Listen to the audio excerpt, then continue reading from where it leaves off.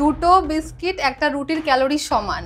খাবারের যে প্যাটার্নটা আমাদের হয় সেটা উল্টো পিরামিড হওয়া উচিত। Breakfast, lunch, dinner. মুড খারাপ থাকলে বা প্রপারলি ঘুম না হলে তাহলে কি শরীরের খাবারের চাহিদাটা পাল্টে যায়? মানসিক অবসাদগ্রস্ত যদি হই কখনো, তাহলে সেক্ষেত্রে কি খাবার খেলে মন ভালো করে দেওয়া যায়? চিট ডে কি মিথ না cheat day is a reality? মানুষের দরকার। যে সমস্ত মানুষের আর্লি স্টেজ অফ ডায়াবেটিস ধরো সদ্য ধরা পড়েছে, তারা সেখান থেকে নিজেদের ঠিক রাখার জন্য কি কি জিনিস মেনটেন করবে, কি কি জিনিস ফলো করবে? মেথি সবার রান্নাঘরে থাকে। মেথি ভেজানো জল সুগার কন্ট্রোলে হেল্প করে, বা জিরে ভেজানো জল কিন্তু অ্যাসিডিটি প্রবলেমকে অনেকটা কমিয়ে দেয়, প্লাস ওয়েট লসে হেল্প করে। 4-5টা আমন্ড যদি আমরা আগের দিন রাতে ভিজিয়ে রেখে দিই জলের মধ্যে, দেন ওই জলটাকে আমরা ফেলে দিলাম, তার মধ্যে আমরা জাস্ট নেক্সট দিন সকালে জল মিশিয়ে জাস্ট মিক্সিতে গ্রাইন্ড করে ফেললাম, ওটাই কিন্তু আমন্ড মিল্ক হয়ে যায়। শীতকাল হলেই স্কিন শুকোতে আরম্ভ করে, সারা শরীর মানে ঠোঁট ফাটতে আরম্ভ করে, ড্রাই হতে আরম্ভ করে স্কিন। তো ন্যাচারালি কি কি ফুড খেলে এই স্কিনের আর্দ্রতাটাকে মেনটেন করা যায়? ঘুম থেকে উঠে গরম জলে লেবু এবং মধু এটা খাওয়া উচিত না উচিত নয়? আমি কোনো পেশেন্টকে সাজেস্ট করি না। কফি বা চা অনেক সময় আমরা কি করি, কোনোটা খাবার খাচ্ছি ব্রেকফাস্ট, তার সাথে নিয়ে বসলাম, এটা খুব ভুল। হ্যাঁ, সত্যি কি 1 meal a day ভালো? সাস্টেনেবল ডায়েট ফলো করা উচিত, ওরকম ট্রেন্ডে মানে গা না ভাসানোটাই উচিত। Seed cycling and hormone balancing, এই ব্যাপারটা কি? হয়তো কারোর 3 to 4 months পিরিয়ডস হলো না, তখন আমরা বলি সিড সাইক্লিং করার জন্য। সিড সাইক্লিং এ নরমালি বলা হয় মেনস্ট্রুয়েশনের ডে 1 থেকে ডে 14 অবধি দুটো সিডস খাবে, ফ্ল্যাক্স সিডস আর পামকিন সিড, আর ডে 15 to 28। সোশ্যাল মিডিয়া ইনফ্লুয়েন্সারদের থেকে কি ডায়েট টিপস নেওয়া উচিত? এটা একটা কন্ট্রোভার্সিয়াল টপিক, ফার্স্টেই বলবো। সোশ্যাল ইনফ্লুয়েন্সারদেরকে যেটা আমি দেখে থাকি,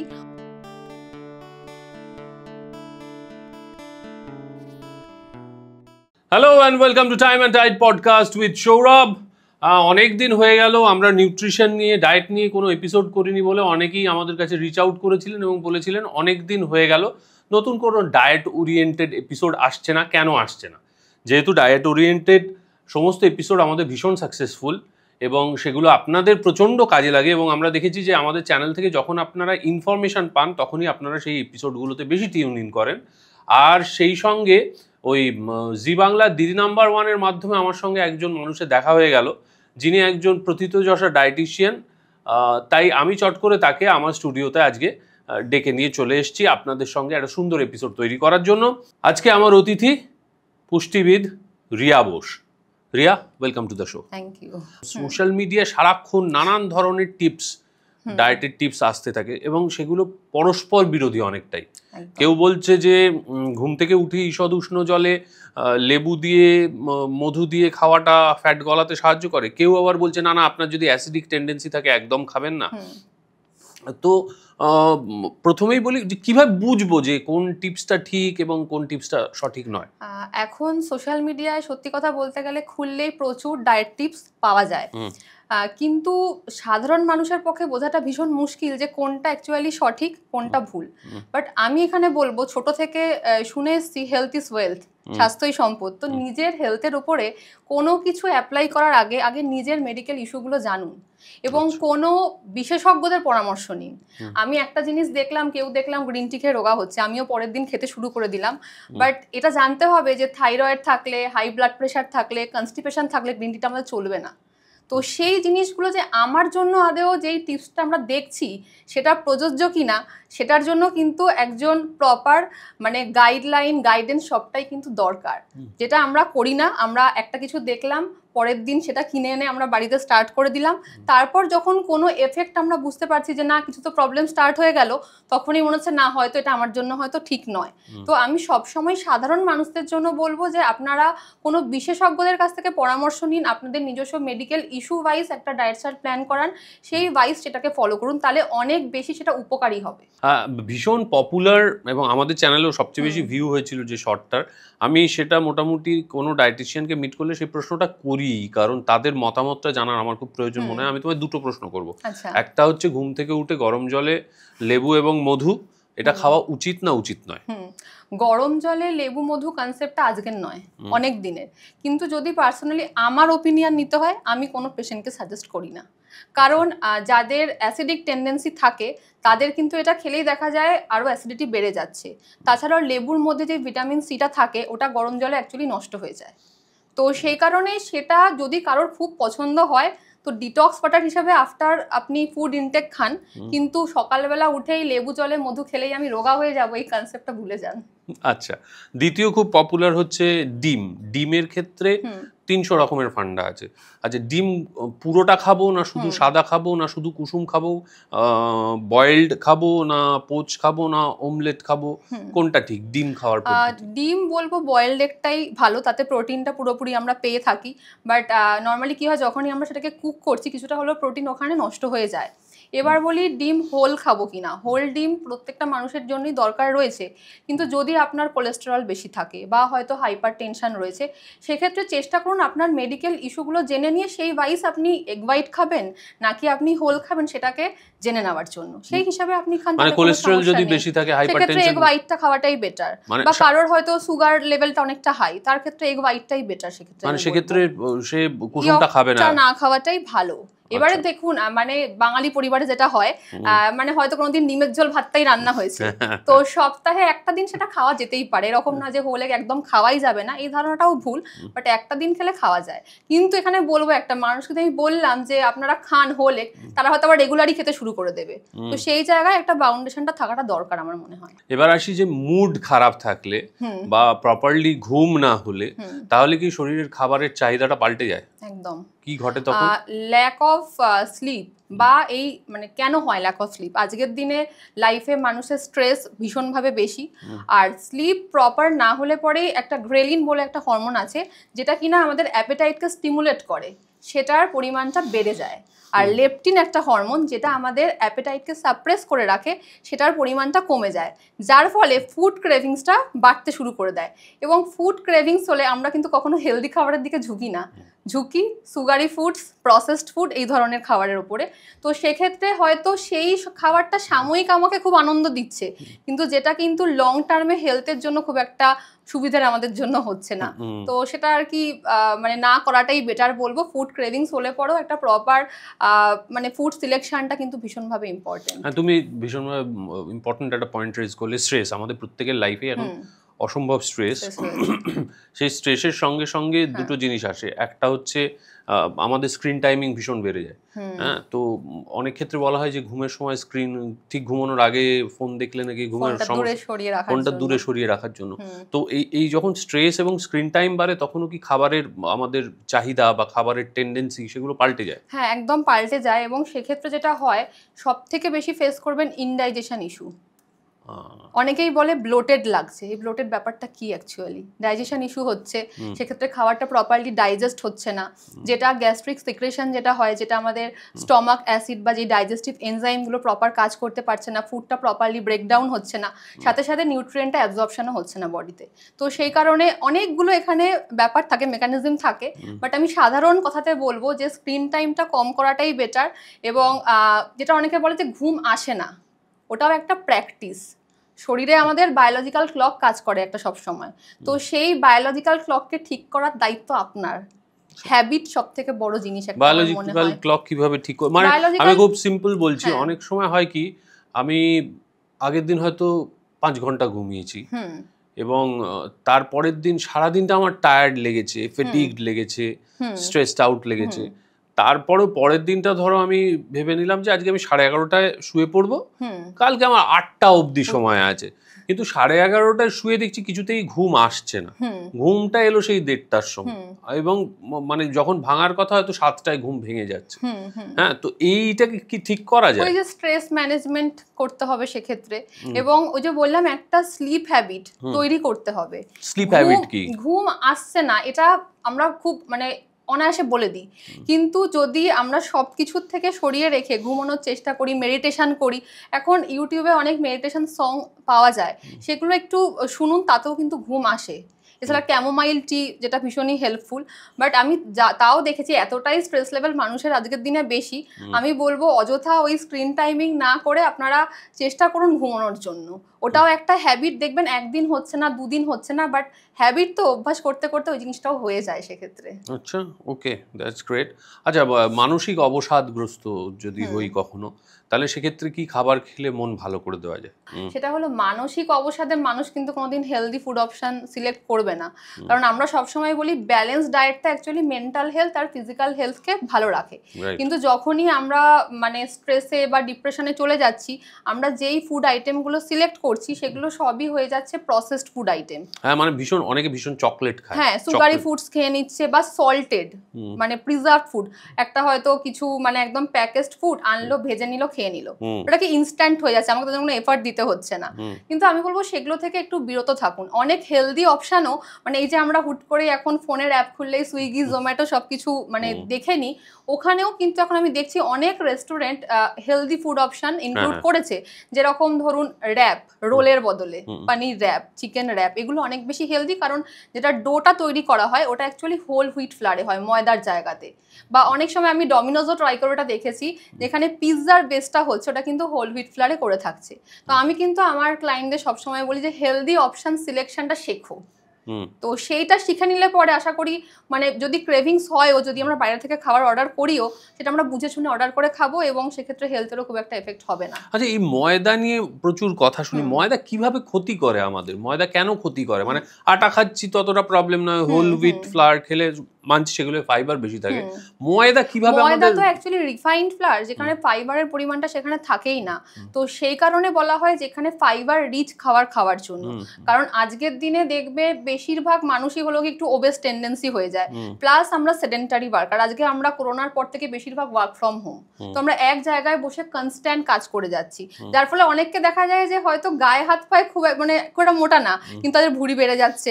তো এই জিনিসটা আমরা প্রায় ফেস করে থাকি, তার কারণ কিন্তু এই জায়গাটাই। তো যদি একটু সুগারটা কাট ডাউন করা যায়, সুগার মিনস অ্যাডিশনাল সুগার, যেটা হয়তো আমরা চায়ে একটু 2 চামচ 3 চামচ চিনি মিশিয়ে নিয়ে খেয়ে নিচ্ছি, ওইটা করলে হবে না। আপনি ন্যাচারাল সোর্স খান, ফ্রুটস খান সেক্ষেত্রে। তো সেই জিনিসগুলোকে আমাকে ডায়েটে ইনক্লুড করতে হবে। পুরোটাই হলো একটা প্রপার ডায়েট প্ল্যান। আমি যেটাই বলি না কেন যে কোন জিনিসটা আমি ডায়েটে ইনক্লুড করলে সেটা আমার হেলথের জন্য ভালো হবে, সেইভাবে একটা প্রপার ডায়েট প্ল্যান করে নেওয়াটা দরকার। আর এই যে আটা দিয়েও কিন্তু মানে আমরা ভাবি আটার রুটি, কিন্তু রুটি ছাড়াও এই যে হোল হুইট প্যানকেক, যেটা আমরা পাতি ভাষায় আগেকার দিনে মারা বলতো গোলা রুটি, তো সেই জিনিসগুলো তো বানিয়ে নেওয়া যায়, সরু চাকলি, হ্যাঁ, তো ওগুলো তো হেলদি অপশন, তো ওগুলো তো করাই যায়। বাট আজকের দিনে মানুষের মানে কাছে সময়টা সত্যি কথা বলতে গেলে অনেক কমে গেছে, যার জন্য মানুষ খুব ইজিলি অ্যাভেলেবেল ফুডগুলোকে ডায়েটের মধ্যে ইনক্লুড করে নিচ্ছে, সেটাই প্রবলেম। আচ্ছা, অনেক ক্ষেত্রে বলা হয় যে তোমার খিদে না পেলে খেও না, শরীর তোমাকে সিগন্যাল দেবে এবং তবে তুমি খাও, নয়তো খেও না যতক্ষণ পেট ভর্তি আছে। তো টাইম ফাইমের ফ্যাক্টর নয়, সেইটাকে বোধহয় একটা নামও আছে যেটা ইনটুইটিভ ইটিং বলে। তো এই ইনটুইটিভ ইটিংটা কি ঠিক? আমার মতে ঠিক না, কারণ ইনটুইটিভ ইটিং অনেকে আমি দেখছি আজকাল করছে ওয়েট লসের জন্য, বাট এটা কিন্তু is not a weight loss diet plan বা ট্রেন্ড, এটা আমার মনে হয় না। কারণ ইনটুইটিভ ইটিং এ অনেক সময় কিন্তু ওয়েট লস না হয়ে অনেক সময় দেখা যায় যে ওয়েট গেনও হচ্ছে, কারণ খাওয়ার সময় খাও। এবার যখন তোমার খিদে পাচ্ছে তখন কি তোমার মনে হবে যে আমি খুব একটা হেলদি অপশন চুজ করি? হাতের কাছে পাবো সব আমি খেয়ে নিলাম, তার মানে কি আমি তো কোনো নিউট্রিশনাল যে জিনিসগুলো আছে কোন ফুডের মধ্যে কি আমি সেগুলো জেনে তো খাচ্ছি না, বা আমি আমার পেটকে বা মনকে স্যাটিসফাই করছি ফুডটা দিয়ে, তার মানে আমি আমার পছন্দ মতো খাবারই চুজ করব। এবার আমার পছন্দ যে হেলদি হবে এরকম তো কোনো ব্যাপার নেই, আনহেলদিও তো হতে পারে। তো যদি আমি দীর্ঘদিন সেটাকে কন্টিনিউ করি সেটার অ্যাডভার্স এফেক্ট অবশ্যই আছে। আচ্ছা, তার মানে ইনটুইটিভ ইটিং না করাই ভালো, সবার জন্য নয়, এবং ট্রেন্ডে গা না ভাসানোটাই ভালো, এটা আমার। তাহলে কি মানে সময় ধরে খাওয়াটাই ইজ রাইট? সময় ধরে খাওয়াটা অবশ্যই উচিত, কিন্তু বিভিন্ন মানুষ তো বিভিন্ন প্রফেশনে থাকেন, তো আমরা চেষ্টা করি তাদের পুরো কাউন্সিলিং করে তাদের টাইমিংগুলো জানার, যে তারা কোন টাইমে খেতে পারবেন। একজন অফিস গোয়ার্সকে আমি বলতে পারবো না যে আপনি 2 ঘন্টা অন্তর অন্তর খানটা সম্ভবপর নয়, বা যারা হয়তো ব্যাংকে আছেন এটা সম্ভব নয়, তো তাদের টাইমিং অনুযায়ী আমরা মিলটা প্ল্যান করার চেষ্টা করি। কিন্তু মানে সবসময় আমি বলবো যে মোটামুটি মানে 4টে মিল, যেটা হলো গিয়ে ব্রেকফাস্ট, লাঞ্চ, ডিনারটা আপনারা রাখুনই, মানে একদম ম্যান্ডেটারি। তার পাশাপাশি হালকা একটা ফ্রুটস আর ইভিনিং স্ন্যাক্সে কিছু একটা খেয়ে নিন। আর অনেকেই ইভিনিং স্ন্যাক্সটাই বেশি প্রবলেম করে আমি দেখেছি, মানে হেলদি অপশনের মানে সবাই, তুমি বলে না, সবাই 80% মানুষই তাই, ওই বাইরের কিছু খেয়ে ফেলছেন। বাট যেটা হেলদি অপশন বলতে কি, যে দই বড়া, ধোকলা, এগুলো তো হেলদি, বাট এগুলো মানুষজন খুব একটা ভালো খেতে না। ধরো একটা সিঙ্গাড়া, একটু আলুর চপ, এগুলো যতটা ভাজা পোড়া ভালো আইটেমটা খেতে বেশি ভালো লাগে আর কি। এখন আরেকটা ভীষণ বড় ট্রেন্ড, এটা বিদেশে বহুদিন ধরে আমরা শুনে আসছি, gluten free, gluten free, gluten free. দুটো মিলিয়ে দিই, একটা হচ্ছে গ্লুটেন ফ্রি আর দ্বিতীয়টা হচ্ছে ভিগান। মানে মানে তারা দুধ টুধও খায় না, মানে ডেয়ারি প্রোডাক্টসও খায় না, ভিগান। এই দুটো যারা প্র্যাকটিসের মধ্যে যাচ্ছে তারা কি হেলদি? ভেগান মানে অ্যাকচুয়ালি হলো কি, তারা প্ল্যান্ট বেসড সবকিছু খাবে, তারা অ্যানিমেল বেসড কোনো কিছুই খাবে না। এবারে ডেয়ারি প্রোডাক্টস আমরা জানি কি নর্মালি তো অ্যানিমেল বেসডই হয়ে থাকে, কিন্তু যদি আমি এখন আমন্ড মিল্ক বানিয়ে নিই, লোকে শুনে বলবে আমন্ড মিল্ক এত দামি দামি খাবার দাবার বলছেন, বাট আমন্ড মিল্ক কিন্তু ভীষণই ইজি। মানে সবাই মানে 3-4টে করে আমন্ড দেখি এখন খেয়েই থাকেন, আমি যখন কাউন্সিলিং করি। তো সেই 4-5টা আমন্ড যদি আমরা আগের দিন রাতে ভিজিয়ে রেখে দিই জলের মধ্যে, দেন ওই জলটাকে আমরা ফেলে দিলাম, তার মধ্যে আমরা জাস্ট নেক্সট দিন সকালে জল মিশিয়ে জাস্ট মিক্সিতে মানে গ্রাইন্ড করে ফেললাম, ওটাই কিন্তু আমন্ড মিল্ক হয়ে যায়। ও তাই? Very easy process. তো জানতে হবে প্রসেসটা অ্যাকচুয়ালি কি। তো ভেগান ডায়েট খারাপ আমি বলবো না, ভালো, কিন্তু একটা ডিসঅ্যাডভান্টেজ আছে, সেটা হলো প্ল্যান্ট প্রোটিন না মানে অত ইজিলি বডিতে অ্যাবজর্ব হয় না, যেটা অ্যানিমেল প্রোটিনে হয়ে থাকে। বা এই গ্লুটেন ফ্রি ডায়েটও বলবো এক্ষেত্রে আমি, গ্লুটেন ফ্রিটা মানে যাদের সিলিয়াক ডিজিজ রয়েছে, সিলিয়াক ডিজিজ মানে সিলিয়াক ডিজিজে গ্লুটেন সেনসিটিভিটি থাকে তাদের, তারা ওটা খেলে তাদের প্রবলেম হয়, ঠিক আছে। বা যাদের অনেক সময় দেখি আইবিএস এর প্রবলেম থাকে, তারা অনেক সময় এটাকে অ্যাভয়েড বাউল সিনড্রোম, আমাদেরই এক সহ অভিনেতার আছে, হ্যাঁ, সেক্ষেত্রে মানে অনেক কিছু খেয়ে তারা ডাইজেস্ট করতে পারেন না। আজকে যেই ফুডটাতে প্রবলেম হচ্ছে না, কালকে দেখা যাচ্ছে সেই ফুডটা খেলেই প্রবলেম হচ্ছে। বা যাদের গ্লুটেন সেনসিটিভিটি থাকে তাদের জন্য এই ডায়েটটা ঠিক আছে, কিন্তু আমি বলবো সর্বসাধারণের জন্য মানে এই ডায়েট নয়। তো সেক্ষেত্রে এই ডায়েটগুলো ফলো করলে অনেক সময় কি দেখা যায়, ভিটামিন B12, আয়রন, এগুলোর ডেফিসিয়েন্সিও বডিতে হতে পারে, তখন আবার তাদেরকে সাপ্লিমেন্ট নিতে হয় সেগুলোর। তো সব মিলিয়ে যদি গ্লুটেনটা এখন খুব মানে ট্রেন্ডে ইন, যে gluten free diet, but normal diet করেও কিন্তু ওয়েট ম্যানেজমেন্ট বলুন, স্ট্রেস ম্যানেজমেন্ট বলুন, সবকিছু কিন্তু করে নেওয়া যায়। আচ্ছা, অনেকে কি করে যে সকালে শুধু একবেলা খেলো, ওম্যাড ডায়েট, হ্যাঁ কি বলে, ওম্যাড ডায়েট, হ্যাঁ OMAD diet, one meal a day, one meal a day. এই one meal a day keeps me sharper অনেকে বলে, হ্যাঁ, তো সত্যি কি ওয়ান মিল আ ডে ভালো? ওয়ান মিল আ ডে যদি আপনি ধরুন একটা নর্মাল ফুড হ্যাবিটে রয়েছেন, আপনি 4 বেলা খেতে অভ্যস্ত, আমি যদি তাকে 1 বেলা খেতে বলি, তাহলে কি হতে পারে সেটা আপনার কি মনে হয়? খিদে খিদে খিদে খিদে সারাক্ষণ, এবং তার পাশাপাশি ইরিটেশন, ফ্যাটিগ, অনেক কিছু হতে পারে, এনার্জি পড়ে যায় মোস্ট অফ দ্য টাইম। তো আমার সবসময় মনে হয় এগুলোর মানে ওই ট্রেন্ড, এটাও একটা ট্রেন্ড আর কি। ওম্যাড ডায়েট ভালো, খারাপ আমি বলছি না, কিন্তু সেটা ধরুন যার গ্যাস্ট্রিক ইস্যু রয়েছে, সে কিভাবে ওম্যাড ডায়েট করবে? সে তো সারাদিন তাহলে তার মানে পেটের যন্ত্রণা হতে থাকবে, যাকে বলে করলে পরে সিভিয়ার, এবং ডাক্তাররা ধরে বারণ করে। হ্যাঁ, এবার যদি কেউ সেটার সাথে ঠিক আছে নিজের বডিকে অ্যাডাপ্ট করে নিতে পারে, সে করতেই পারে, কারণ এটা ওয়েট লসে খুব ভালো, কিন্তু তার পাশাপাশি কিন্তু নিউট্রিশনাল ডেফিসিয়েন্সিও হতে পারে। এবং যেটা আমি বললাম যে ফ্যাটিক হতে পারে, ইরিটেশন হতে পারে, তারপরে যেটা হলো গিয়ে খাওয়ার ইচ্ছেটা অনেকটাই কমিয়ে দেয় আস্তে আস্তে। তারপর ধরুন আমরা তো একটা সমাজের মধ্যে থাকি, কোথাও ইনভিটেশন আছে বা কিছু আছে, তো তখন কি আপনি সেই ডায়েটটাকে মেনটেন করতে পারবেন? সেটা আমার প্রশ্ন। ডায়েটটা এমন হওয়া উচিত যে ক্ষেত্রে আমি সারা জীবন সেই জিনিসটাকে মেনটেন করতে পারবো। কোনো ফ্যান্সি ডায়েট হওয়া উচিত না, যে আজকে আমি ওই 20 দিনের জন্য একটা ডায়েট করলাম, ঝটপট করে একটা ওয়েট লস করে ফেললাম, দেন আমি পুরো ওটার থেকে বেরিয়ে গেলাম, যেই বেরোলাম আমার আবার ওই ওয়েটটা গেইন হয়ে গেল। তো ওই রকম সাস্টেনেবল ডায়েট ফলো করা উচিত, ওরকম ট্রেন্ডে মানে গা না ভাসানোটাই উচিত, এটা আমার মনে হয়। আচ্ছা, ডিটক্স ড্রিঙ্ক, এটা খুব শুনি, ডিটক্স ড্রিঙ্ক কি এবং এটা কি সত্যি সত্যি আমাদের ক্ষেত্রে প্রয়োজনীয়, এবং সবার কি ডিটক্স ড্রিঙ্ক খাওয়া উচিত? ডিটক্স ড্রিঙ্ক প্রয়োজনীয়, ডিটক্স ড্রিঙ্ক হেল্পফুল। আমাদের মানে রান্নাঘরেই যেই সমস্ত স্পাইসেসগুলো থাকে সেগুলো দিয়েই কিন্তু আমরা ডিটক্স ড্রিঙ্ক বানিয়ে নিতে পারি, তার জন্য আলাদা করে কিনতে হয় না। কারণ ডিটক্স ড্রিঙ্ক একটা হলো টক্সিন রিমুভ করে বডি থেকে, ডাইজেশনটা ভীষণ ভালো রাখে, যাদের এই অ্যাসিডিটি ইস্যু থাকে সেগুলো অনেকটা কমিয়ে দেয়, এবং ওয়েট লসেও কিন্তু অনেকটা হেল্প করে। যেমন সামান্য বলি মেথি, সবার রান্নাঘরে থাকে, মেথি ভেজানো জল সুগার কন্ট্রোলে হেল্প করে, বা জিরে ভেজানো জল কিন্তু অ্যাসিডিটি প্রবলেমকেও অনেকটা কমিয়ে দেয়, প্লাস ওয়েট লসে হেল্প করে। আজওয়ান জলও সেম, এই যে কোথাও একটু খাওয়া হয়ে গেল, বেশি খেয়ে নিয়েছি রেস্টুরেন্টে গিয়ে, দেখা যাচ্ছে আসার পরে একটা অস্বস্তি হচ্ছে, জাস্ট 1 টেবিল স্পুন জিরে বা আজওয়ান নিয়ে একটু জলে ফুটিয়ে নেওয়া হলো, দেন ছেঁকে নিয়ে জলটা খাওয়া হলো, ইনস্ট্যান্ট ওই প্রবলেমটা সলভ হয়ে যায়। ও আচ্ছা আচ্ছা। আর আরো ভালো হয় যদি মানে কিছুটা জিরে, মৌরি, মেথি সমস্তগুলোকে একটু ড্রাই রোস্ট করে আপনি একটা পাউডার বানিয়ে রেখে দিলেন, তো সেটাকে জাস্ট ইনস্ট্যান্ট গুলে নিয়ে খেয়ে নেওয়া হলো ওয়ার্ম ওয়াটারে, সেটাও হয় এবং ভীষণ ভালো কাজ হয়। না, আমি তো ক্লায়েন্টদের থেকে ভীষণ ভালো ফিডব্যাক পেয়েছি এবং নিজেও আমি সেটা অ্যাপ্লাই করে দেখেছি যে সত্যিই কাজ হয়, এবং অনেক মেডিকেল ইস্যু তার পাশাপাশি কিন্তু ঠিক হয়ে যায়। কারণ যাদের কোলেস্টেরল রয়েছে বলছি, বা যাদের তো লিভারের কিছু প্রবলেম রয়েছে, ফ্যাটি লিভার যাদের থাকে, সেসব ক্ষেত্রেও কিন্তু ভীষণ কার্যকরী ডিটক্স ড্রিঙ্ক। আচ্ছা, আরেকটা ডিটক্স ওয়াটার আমাদের বন্ধুরা বানায়, তার মধ্যে জলের মধ্যে একটু শশা ভাসছে, একটু কি একটা পাতা ভাসে, ওটা ইনফিউজড ওয়াটার। ওটা ইনফিউজড ওয়াটার। আচ্ছা, এইটা কি বস্তু? ইনফিউজড ওয়াটারটাও টক্সিন রিমুভ করে বডির থেকে, বাট ওটা না সব সিজনের জন্য নয়।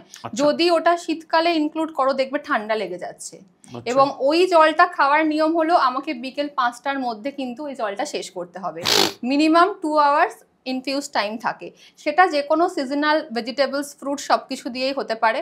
যেটা নর্মালি মানুষ রেগুলার করে সেটা হলো গিয়ে শশা, লেবু, খানিকটা পুদিনা পাতা, আর হলো গিয়ে যদি না থাকে তুলসী পাতা, আদা। হ্যাঁ, এবার তার পাশাপাশি বলবো সিনামন ইউজ করা যায়, যেটা দারচিনি, আপেল ইউজ করা যায়, এবং বিভিন্ন রকমের এরকম ইনফিউজড ওয়াটার হয়। তো সেটা কি হয়, অনেক সময় যাদের গ্যাস্ট্রিক ইস্যু থাকে তাদের জন্য কিন্তু এটা চলে না। ও বাবা, মানে খেতে পারেন, বাট জেনে খান যে আপনার জন্য সেটা প্রযোজ্য কিনা। আচ্ছা, তো যাদের ধরো গ্যাস্ট্রাইটিসের বা গ্যাস্ট্রিকের ইস্যু নেই, তারা এই ইনফিউজড ওয়াটার কি করতে হবে? প্রথমে 1 লিটার জলের মধ্যে আমরা বলি যে 1 লিটার জলের মধ্যে একটা শসা কুচি করে দিয়ে দেওয়া হলো, এবং খোসা সমেত ভালো করে ধুয়ে নিয়ে সেটা দিতে হবে। লেবু দেওয়া হলো কেটে, এবং তার সাথে কিছুটা পরিমাণ আদা, একটু সিনামন, 4-5টা তুলসী পাতা বা মিন্ট লিফ, যেটা পাচ্ছ সেটাই তুমি দিয়ে দাও। আর যদি রাত্রেবেলা সময় না থাকে সেক্ষেত্রে মিনিমাম সকালবেলা উঠে 2 আওয়ার্স ওটাকে ইনফিউজ করতে হবে। 2 আওয়ার্স ইনফিউজ করতে হবে। দেন তুমি সারা দিন ধরে তারপর কি ওই জিনিসগুলোকে ফেলে দিতে হবে? ফেলে দেওয়াটাই বেটার। আচ্ছা, দিয়ে শুধু জলটা খেয়ে নাও। আচ্ছা, এবং জলটা কি মানে ওই অনেকে সিপ করে সারা দিন ধরে খায়? সারা দিন ধরে খাচ্ছে, ওটা ওয়েট ম্যানেজমেন্টেও কিন্তু বিকেল 5টার মধ্যে ওটাকে শেষ করে নিলে বেটার সেটা। হ্যাঁ, আচ্ছা, ওকে, দিস ইজ ইন্টারেস্টিং। এটা তার মানে আমিও করতে পারি একদম। আচ্ছা, আর একটা ব্যাপার হচ্ছে যে সপ্তাহে 5 দিন ডায়েট বা 6 দিন ডায়েট, একটা দিন চিট। হ্যাঁ, চিটের দিনটা আমি মাটন বিরিয়ানি খাবো, একটু কাবাব দিয়ে পরোটা খেলাম, এইসব করা হয়। তো এই চিট ডে কি মিথ, না cheat day is a reality? Cheat day is fine, মানুষের চিট ডে দরকার। হ্যাঁ, কারণ একটা মানুষ 6 দিন একটা প্রপার ডায়েট প্ল্যান মেনটেন করছে, তারও কিছু খাওয়ার ইচ্ছে থাকতে পারে, বাট যদি আমি সেটাকেও বন্ধ করে দিই, একটা মানুষের পক্ষে একটা ডায়েটে স্টিক থাকাটা খুব মুশকিল হয়ে যায়। এবার কি হয়, চিট ডে মানে কি খাবে? আর বাইরের বিরিয়ানি, নইলে যেটা তুমি বলছো কাবাব কিন্তু হেলদি, ঠিক আছে? তো আমি সবসময় বলি যদি চিট মিল তোমরা করেও থাকো, সেটা লাঞ্চে করো, ডিনারে না করে। আচ্ছা, তাতে কি হয়, কারণ রাতে আমরা খাওয়া দাওয়ার পরই ওই ফোনটা নিয়ে শুয়ে পড়ছি, সেরকম খুব একটা অ্যাক্টিভিটিস আমাদের থাকে না। তো যদি আমরা লাঞ্চে খুব একটা হেভি মিল খেয়ে নিলাম বা চিট করলাম, তাতে আমরা একটু ডিনারটাকে নয় স্যুপ টুপ কিছু একটা দিয়ে ব্যালেন্স করে নিলাম, তাহলে অতটাও ওয়েট গেনটা আমাদের সেক্ষেত্রে হয়ে যায় না। But cheat meal mandatory. Biryani খাও, ফ্রাইড রাইস খাও, আমি তো বলি সব খাও, কিন্তু কোয়ান্টিটি বুঝে খাও। এটা নয় যে ভাত খাচ্ছি আমি 50 গ্রাম রাইসের, অথচ আমি বিরিয়ানি পেলে 1 প্লেট খেয়ে ফেললাম, ওইটা করলে একটু মুশকিল। তুমি চিট ডে রাখো 7 দিনের মধ্যে 1 দিন, but quantity is very important. আর অনেককে দেখি যে একটা দিন খেয়ে নিলাম, চট করেছে ওয়েট মেশিন দাঁড়িয়ে পড়লাম যে দেখি ওয়েটটা কতটা বাড়লো। তো ওগুলো দেখা উচিত নয় আমার মনে হয়, কারণ আমরা নর্মালি ওই একদিনের খাওয়াতে যেই ওয়েটটা একটুও বেশি দেখি, মানে 200 গ্রাম বাড়লেই দেখি একজনকে প্যানিক করতে শুরু করে দেয়।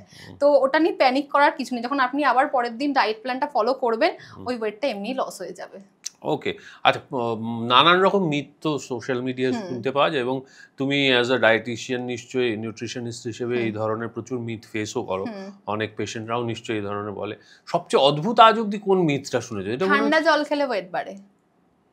ফ্রিজের জল খেলে এইটা weight আমিও বাড়ে। শুনেছি, ঠান্ডা জলকে ফ্রিজে। পুরো ভুলভাল ধারণা, এটা একদম মানে ঠিক নয়। আমি সবাই, হ্যাঁ কেন বলছি, এটা ঠান্ডা জল খেলে হুট করে ধরুন বডির টেম্পারেচারে রয়েছে, আমি হুট করে ঠান্ডা জল ডিরেক্ট ফ্রিজ থেকে বার করে খাচ্ছি, অবশ্যই শরীর খারাপ হতে পারে সেক্ষেত্রে, কিন্তু এটা হবে না যে ঠান্ডা জল খেলে আমার ওয়েটটা বেড়ে যাবে, এটা কখনোই নয়। জল বাইরে থেকে ঘুরে এসে একটু বসুন, জলটা মিশিয়ে নিয়ে সেইভাবে খান, তাতে কোনো রকম কোনো অসুবিধা হয় না। ওকে, মানে এটা ভীষণ শোনা যায় যে গরমকাল পড়লে ঠান্ডা জল খেলে কি ওয়েট বাড়বে, এটা আমরা ভীষণ পাই এই কোয়েরিজটা। হ্যাঁ, এটা আমিও শুনেছি যে ঠান্ডা জল খেও না ওয়েট বাড়ে। কোনো ব্যাপার না, পুরোটাই মিথ এটা। ঠান্ডা জল নিয়েও যেমন আছে তেমন ঠান্ডা দুধ নিয়েও একটা ব্যাপার আছে। আর ঠান্ডা দুধ ভালো না খারাপ? ঠান্ডা দুধটা বলি, যাদের এই যে বললাম অনেক সময় গ্যাস্ট্রিক ইস্যু থাকে, তাদের ক্ষেত্রে কি হয়, তাদের গরম দুধ খেলে প্রবলেম হয়, বাট ঠান্ডা দুধ খেলে সেই প্রবলেমটা হয় না।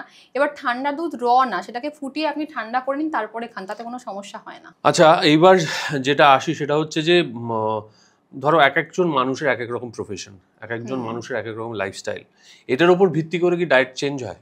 একদম, কারণ কেউ হাউসওয়াইফ, কেউ অফিস গোয়ার্স, বা হয়তো কেউ হোস্টেল লাইফ লিড করছে, অনেক ধরনের পেশেন্ট আমরা পাই। এবং প্রত্যেক মানুষের হাইট, ওয়েট, তার বিএমআই, তার মেডিকেল ইস্যু সব কিছু ওয়াইজ কিন্তু ডায়েট চার্ট সবার আলাদা হয়। এই যে এখন হয় না যে তুই কি প্ল্যান ফলো করছিস, তোর ডায়েটটা আমাকে দিয়ে দে, আমি সেটা ফলো করতে শুরু করে দিই, মানে তখন দেখা যায়, আমি এরকমও পেয়েছি, হয়তো একজন ক্লায়েন্ট ডায়েট নিয়েছেন, ওই ডায়েটটা উনি ফলো করে ওনার 5 কেজি ওয়েট লস হয়েছে, বাট সেই ডায়েটটাই ওনার মাকে ফলো করাতে শুরু করেছেন, ওনার ওয়েট বেড়ে গেছে। তখন উনি বলছেন যে এরকম কেন হলো রিয়া? তো আমি বললাম যে প্রত্যেকটা ডায়েট প্ল্যান কিন্তু সবার জন্য নয়, কারণ তোমার ক্যালোরি রিকোয়ারমেন্ট আলাদা, তোমার মায়ের বয়স অনুযায়ী তার ক্যালোরি রিকোয়ারমেন্টটা কিন্তু আলাদা। তারপর যখন উনি আবার সেই পার্সোনালাইজ বা কাস্টমাইজ চার্ট করেন, তখন কিন্তু উনিও ওয়েট লস করেন। তো তখন উনি আমাকে বলেন যে আমি এবার বুঝতে পেরেছি কেন প্রত্যেকটা মানুষের ডায়েট চার্ট ডিফারেন্ট হয়। তো এটা একদমই ভুল যে কেউ একজন ওয়েট লস করলো, আমি তার ডায়েট প্ল্যানটা নিয়ে ফলো করতে শুরু করে দিলাম, তারটা কিন্তু শুধুমাত্র তার জন্যই। এক্স্যাক্টলি, এই কথাটাতে আমি আসতে যাচ্ছিলাম, আমার পরের প্রশ্ন ইনফ্যাক্ট তাই ছিল, যে ট্রেন্ডিং ডায়েট হয়, এক এক সময় এক একটা ডায়েট, একটা সময় আমাদের সবাই করতে আরম্ভ করলো ইন্টারমিটেন্ট ফাস্টিং, একটা সময় চললো হচ্ছে ওটাকে কি বলে, শুধু মাংস খায়, যেটা কেটো ডায়েট, সেটা নাকি সাংঘাতিক ভালো। আরেকটা সময় চলতে আরম্ভ করলো ফাস্টিং ইজ গ্রেট, হ্যাঁ সপ্তাহে একদিন করে ফাস্ট করছে, ওয়াটার ফাস্টিং করছে কেউ, অনেক কিছু, অনেক ধরনের যখন যেরকম ট্রেন্ড আসে। বাট আমি বলবো ব্যালেন্স ডায়েট যেটাই করছেন, balance diet is very important. Balance diet করলে আপনি সুস্থ থাকবেন, এবং যখনই আপনি কোনো ডায়েটিশিয়ানের কাছে যাচ্ছেন, তখন কিন্তু তারা একটা আপনার সব কিছু জেনে নিয়ে সেই ওয়াইজ কিন্তু আপনাকে একটা ডায়েট প্ল্যান দিচ্ছে, যেটা আপনি ফলো করলে পরে আপনার মেডিকেল ইস্যুগুলোও সলভ হয়ে যাবে, পাশাপাশি আপনি ফিট অ্যান্ড হেলদি থাকতে পারবেন। ওয়েট গেইন বা ওয়েট লস তো থাকেই, বাট সব থেকে যেটা প্রাইমারি আমার মনে হয় সেটা হলো গিয়ে হেলদি অ্যান্ড ফিট থাকা। হ্যাঁ, হেলদি অ্যান্ড ফিট থাকা এবং হ্যাপি থাকা এন্ড ডিজিজ ফ্রি থাকা, যেটা আমার মনে হয় আজকের দিনে। ডেফিনেটলি যদি আমি বিভিন্ন রকমের হেলদি রেসিপি প্রোভাইড করে থাকি, তাহলে কিন্তু অনেক বেশি ইন্টারেস্টিং হয় সেই ডায়েটটা।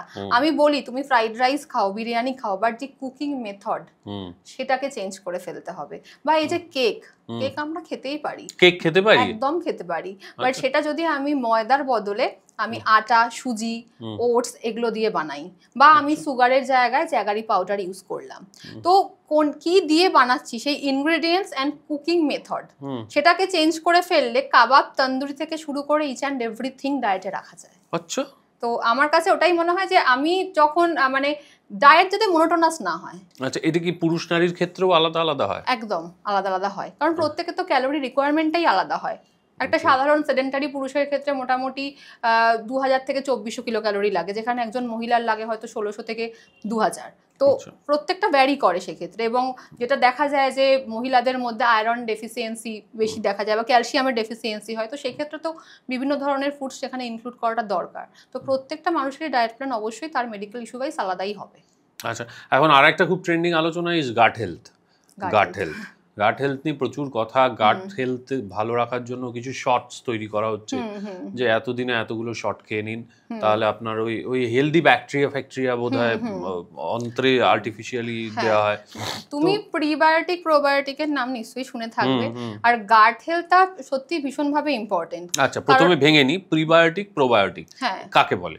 প্রোবায়োটিক যেরকম আমরা বিভিন্ন ধরনের ফার্মেন্টেড ফুডস থেকে পাচ্ছি, ইয়োগার্ট থেকে পাচ্ছি, সেটা ভীষণ ভালো প্রোবায়োটিক। এবং টক দইতেও তো আছে, টক দইতেও আছে। এবং সেক্ষেত্রে কি হচ্ছে, আর যেটা প্রিবায়োটিক সেটা হলো কি whole grains, fruits, vegetables, legumes এগুলো থেকে আমরা পাই। এগুলো মেইনলি আমাদের ইমিউন সিস্টেমকে বুস্ট আপ করে, আচ্ছা, নিউট্রিয়েন্ট অ্যাবজর্পশনে ভালো হেল্প করে, ডাইজেশনটা খুব ভালো মতো হয়। এবং ডাইজেশন ভালো হলে আমার মনে হয় যে একটা মানুষ হ্যাপি থাকে। গাট হেলথ ভালো মানে আমার ওভারঅল একটা হেলদি আমি রয়েছি, এটা আমার মনে হয়। তো সেই জন্যই এখন গাট হেলথ নিয়ে মানুষ এতটা বেশি ওরিড, এটা আমার মনে হয়। বাট হ্যাঁ, গাট health is very very important. না কিন্তু এই যে 21 দিনের শট বলছে, প্রত্যেক দিন একটা করে শট খেয়ে নিচ্ছে, সেটা আমি খেলে কি এগুলোতে বিশ্বাসী নই। তুমি এগুলোতে বিশ্বাসী না। না? তাহলে গাট হেলথ কিভাবে ভালো করব? গাট হেলথ ভালো করার জন্য প্রপার ফুড ইনটেক করুন, তাহলেই তো গাট হেলথ ভালো থাকবে। আমি ওই যে বললাম যে হট করে একটা লেবু জল মধু খাওয়া শুরু করে দিলাম, মানে আমার কন্ডিশন না জেনে, তখন আমি একটা ব্লোটেড ইস্যু ফিল করব। তার মানে কি, সেটা তো প্রপার হলো না সেই জিনিসটা। তো আমার ইস্যুগুলো ওয়াইজ আমাকে জানতে হবে যে আদৌ লেবু মধুর জল খাবো নাকি আমি জিরে ভেজানো জলটা খাবো। আচ্ছা, সেটা আমাকে একজন নিউট্রিশনিস্ট বলে দেবে যে কোনটা খাবে একদম, আর কোনটা খাবে না। ওকে, এইবার আস্তে আস্তে বাতাসে একটু হিমেল আমেজ আসছে, শীত ভাই আসবো আসবো করছেন। তো এইবার শীতকালীন ডায়েটের বেসিক কিছু চেঞ্জেস তো আসেই। শীতকালের ডায়েটে কি কি পরিবর্তন আসে সেটা তুমি আমাকে প্রথমেই বলো। হ্যাঁ, এটা এখানে একটা কথাও বলি, অনেকে বলেন যে ডায়েট প্ল্যান চেঞ্জ কেন করব। ডায়েট প্ল্যান চেঞ্জের দরকার রয়েছে, কারণ যখনই একটা আবহাওয়া পরিবর্তন হয় তার মানে টেম্পারেচার চেঞ্জ হচ্ছে কোথাও, এবং টেম্পারেচার চেঞ্জের ফলে কি হয়, ব্যাকটেরিয়া ভাইরাস বাতাসে ঘুরতে থাকে, এবং তখন কিন্তু আমাদের বডিকে সেটার সাথে হ্যাবিচুয়েটেড করতে হবে, যার ফলে তখন সিজনাল ফ্রুটস, সিজনাল ভেজিটেবলস সেগুলো কিন্তু আমাদেরকে মানে বডিতে রোগ প্রতিরোধ ক্ষমতা তৈরি করতে হেল্প করে। সেই কারণেই কিন্তু সিজনাল ওয়াইজ ডায়েট প্ল্যানগুলো চেঞ্জ হওয়া উচিত। এবং যেটা শীতকালে আমি বলবো যে ভিটামিন সি রিচ ফুড, আমলকি। আমলকি, আচ্ছা, আমলকি তো সারা বছরই পাওয়া যায়। হ্যাঁ, আমলকি, তারপরে কমলা লেবু, এবং তার পাশাপাশি বলবো পালং শাক, তার সাথে বলবো আমরা সাইট্রাস যে কোনো ধরনের ফ্রুটস সেটা হতে পারে। এছাড়া বলবো নাটস অ্যান্ড সিডস, এগুলো এখন দেখুন এখন সবকিছুই কিন্তু সারা বছরই পাওয়া যায় সত্যি কথা বলতে গেলে। তাছাড়া ফুলকপি, বাঁধাকপি, ব্রোকলি, মানে সিজনাল যে কোনো ফ্রুটস অ্যান্ড ভেজিটেবলস, বিট, গাজর, বেল পেপার, বিট, গাজর, যেখানে মানে ভিটামিন এ, বিটা ক্যারোটিন এগুলো থাকে। কারণ আজকালকার বাচ্চাদের দেখা যায় যে তারা সবজি খেতে চাইছেন না, বাট আমি তো প্রত্যেককে বলবো চোখের জন্য, মানে আমি দেখি ছোট ছোট বাচ্চাদের চোখে আজকে চশমা, বাট এগুলো খাবারের মধ্যে ইনক্লুড করতে আমি প্রত্যেককেই বলবো। তো সেই জিনিসগুলো কিন্তু আমাদের ইমিউন সিস্টেমকে বুস্ট করতে অবশ্যই হেল্প করে। এবং বিভিন্ন ধরনের সিডস এখন ট্রেন্ডে ভীষণ ইন, এবং অনেকে বলে যে সিডস খাওয়া উচিত না উচিত না, এটা নিয়েও একটা, হ্যাঁ এটা আমারও প্রশ্ন, মানে সিডস এখন কি হয়, মানে প্রচুর প্যাকেটজাত, কৌটোজাত প্রচুর সিড হয়েছে। হ্যাঁ, তো এই সিডস খাওয়া ভালো না ভালো না? হ্যাঁ, সিডস অবশ্যই ভালো, কারণ ওর মধ্যে এসেনশিয়াল ফ্যাটি অ্যাসিড থাকে, এবং যেরকম পামকিন সিড ম্যাগনেসিয়ামের রিচ সোর্স, এগুলো আমরা চট করে তো অতটা খাবার থেকে সেভাবে বডিতে অ্যাবজর্পশন হয় না। তো সিডস ডায়েটে অবশ্যই রাখা উচিত। এবং যেটা আজকের দিনে খুব ট্রেন্ডিং যে পিসিওডি, আমরা অর্ধেক পেশেন্ট দেখতে গিয়ে মানে 70% পেশেন্ট আমরা এরকম পাই, সেখানেও কিন্তু সিড সাইক্লিংটা যেটা বলা হয় ভীষণ ইম্পর্টেন্ট, এখানে একটা অভূতপূর্ব ভূমিকা রয়েছে সেই সিডসের। আচ্ছা আচ্ছা। আর শীতকালে আমাদের যেটা হয়, ধরো আমি একটু মিষ্টি খেতে ভালোবাসি, ফলে ওই পায়েস হয়, পুলি পিঠে হয়, নলেন গুড়, এইগুলো, তো এইগুলো কি আমাদের শরীরের পক্ষে ভালো না খারাপ? এগুলো তো আগেও ছিল, তখন কি আমরা তো ভাবতাম যে এটা আমরা খাবো কি খাবো না, ভাবতাম না, তো খেতাম। এবং তখনকার দিনের মানুষেরা হেলদিও ছিলেন, এত রোগ এত কিছু ছিল না। রোগটা অ্যাকচুয়ালি আসে আমাদের এই লাইফস্টাইলটার জন্য। আচ্ছা, কখনোই আমি বলবো না কোনো একটা খাবারকে আমি পার্টিকুলার দোষ দিয়ে দিলাম যে এই খাবারটা খাবো না তাতেই আমি একদম ডিজিজ ফ্রি থাকবো, ব্যাপারটা এরকম নয়। গুড়ে যেমন প্রচন্ড পরিমাণে আয়রন রয়েছে, তো গুড় অবশ্যই খাওয়া উচিত। এবং পিঠে যেটা বলছো, পিঠে তো অনেক ধরনের হয়, ভাপা পিঠের নাম নিশ্চয়ই শুনেছো, চিতই পিঠের নাম শুনেছো, তুমি কিছুক্ষণ আগে একটা বলছিলে। তো এই ধরনের পিঠে বা ডালের পিঠে আমি অনেককে করতে দেখেছি। তো এই পিঠেগুলো কি চাল দিয়ে তৈরি করা হচ্ছে, তো এগুলো ভীষণই হেলদি। আচ্ছা, মানে আমি বলবো যে পিঠে খান, বাট ওই ভাজা পিঠে না খেয়ে, সেটা প্রসেসটা ওই যে বললাম আবার কুকিং টেকনিক যেটা, না ধরো পুলি পিঠে করে, পুলি পিঠে তো ভাপা পিঠে, হ্যাঁ একদম, নারকেল থাকছে তার মধ্যে, এগুলো খাওয়াই যায়। আর দেখো আমি বলবো সিজনাল যে কোনো জিনিস খাওয়ার জন্য, মানে পিঠে তো আমি সারা বছর খাবো না, আমি তো ওই মানে ওই টাইমটুকুর জন্য আমি পাবো। তো সেক্ষেত্রে আমি বলবো ডায়েটে সবকিছু রাখো, কিন্তু হ্যাঁ কোন টাইমে খাচ্ছি। আমি রাত্রেবেলা পুরো ডিনার কমপ্লিট করলাম, তারপরে আমি পিঠের একটা বাটি নিয়ে বসছি অনেক কিছু সাজিয়ে, ওটা এক্সট্রা ক্যালোরি দিচ্ছে আমাকে। তুমি যদি কোনো একটা ধরো দুপুরবেলা তুমি খাচ্ছ বা ধরো তুমি সকালবেলা খাচ্ছ সেই জিনিসটাকে, ওটাই শুধু খাও, তাতে খুব একটা অসুবিধা হয় না। তো ব্যালেন্স তোমাকে জানতে হবে যে আমি কোন টাইমে কোন খাবারটা খাবো, সেটা ইম্পর্টেন্ট। বাট পিঠে হেলদি, আমি কখনোই বলবো না যে ওটা আনহেলদি, ওটা যুগের পর যুগ মানে মানুষজন খেয়ে আসছেন। এবং আজকের দিনে আমি বলবো প্রত্যেককেই যে লাইফস্টাইলের দিকে নজর দিন।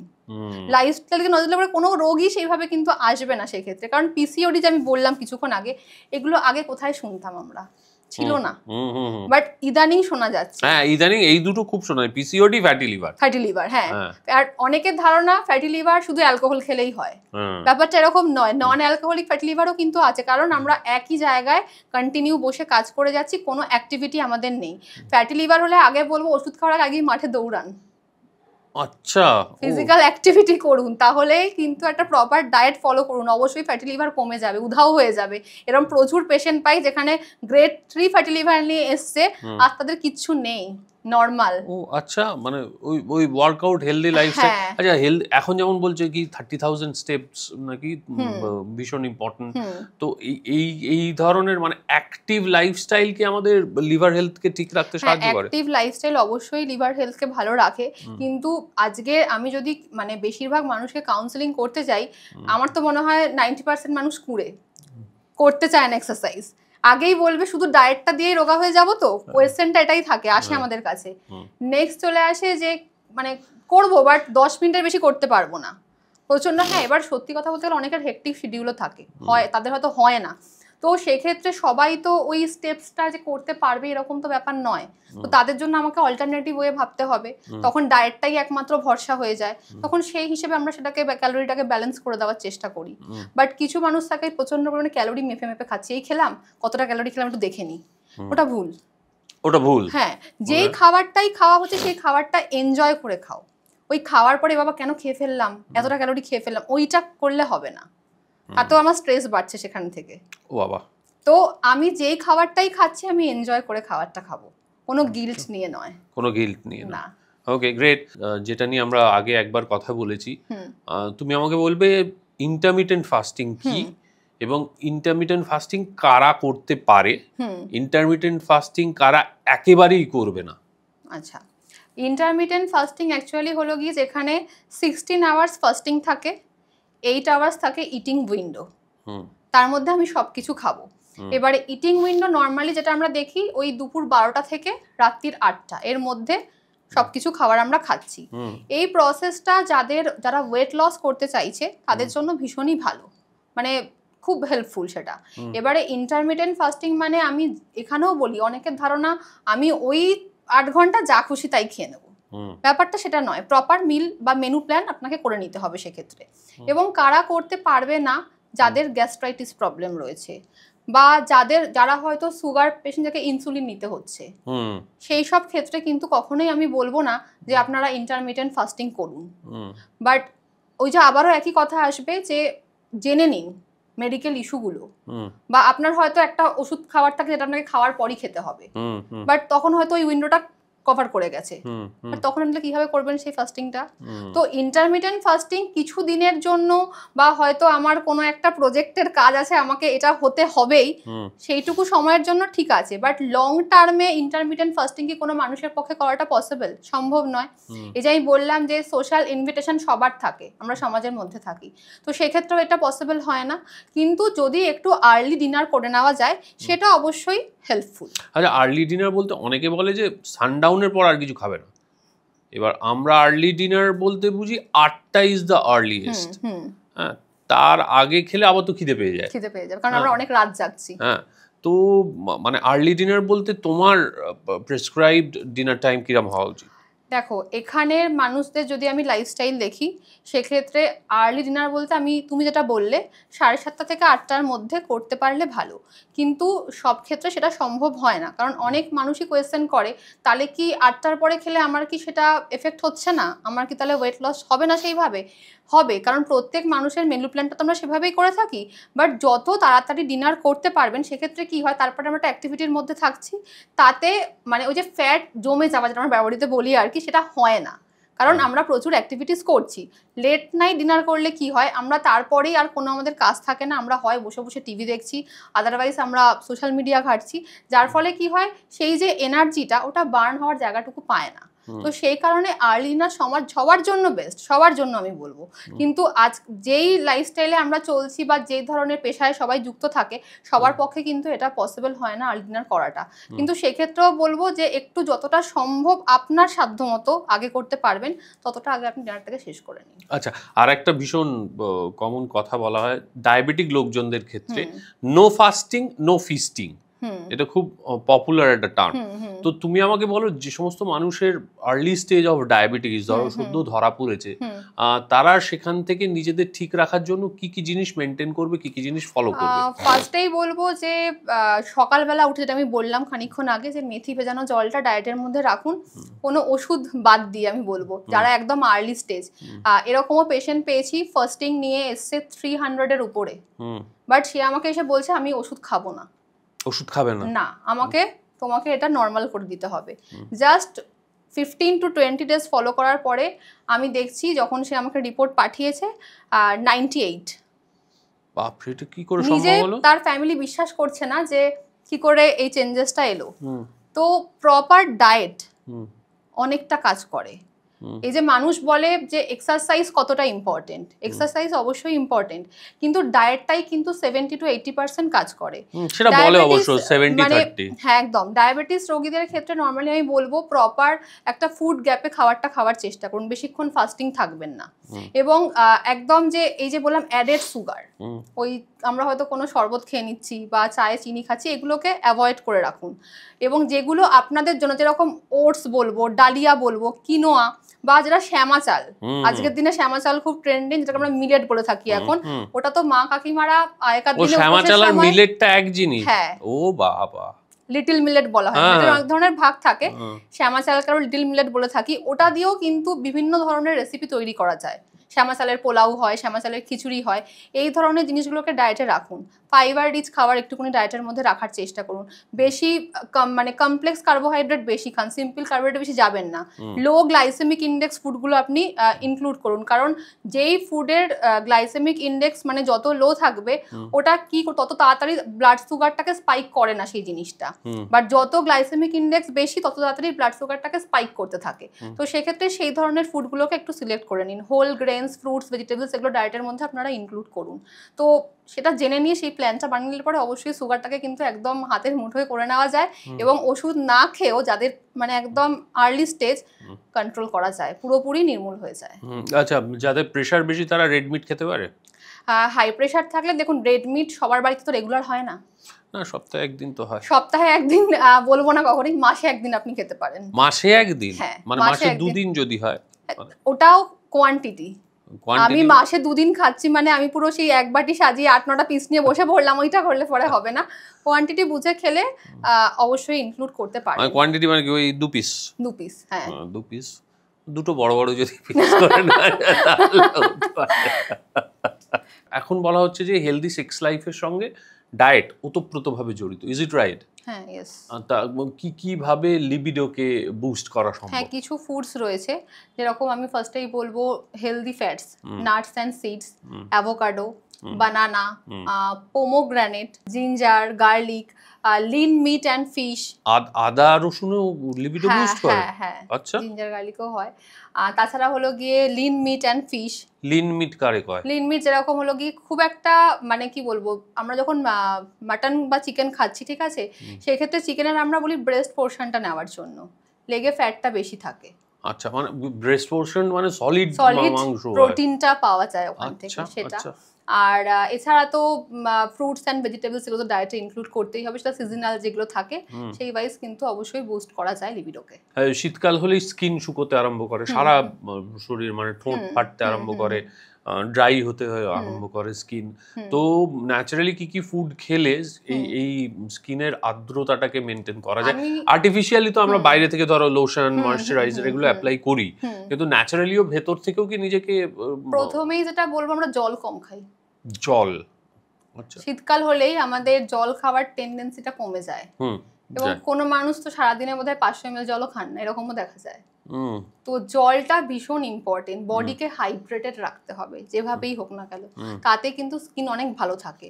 তার সাথে যেরকম ইয়োগার্ট, যেরকম দই আমরা বলে থাকি, সেগুলোও কিন্তু স্কিনের জন্য ভীষণ ভালো। অনেকে বলে যে আমি বাইরে থেকে কিছু মেখে নিই, যেটা বললে তুমি লোশন বা কিছু, বাট প্রপার যদি আমরা সিস্টেমকেই ঠিক না রাখি, ওটা কিন্তু কখনোই সেই জায়গাটা লং রানে দেবে না।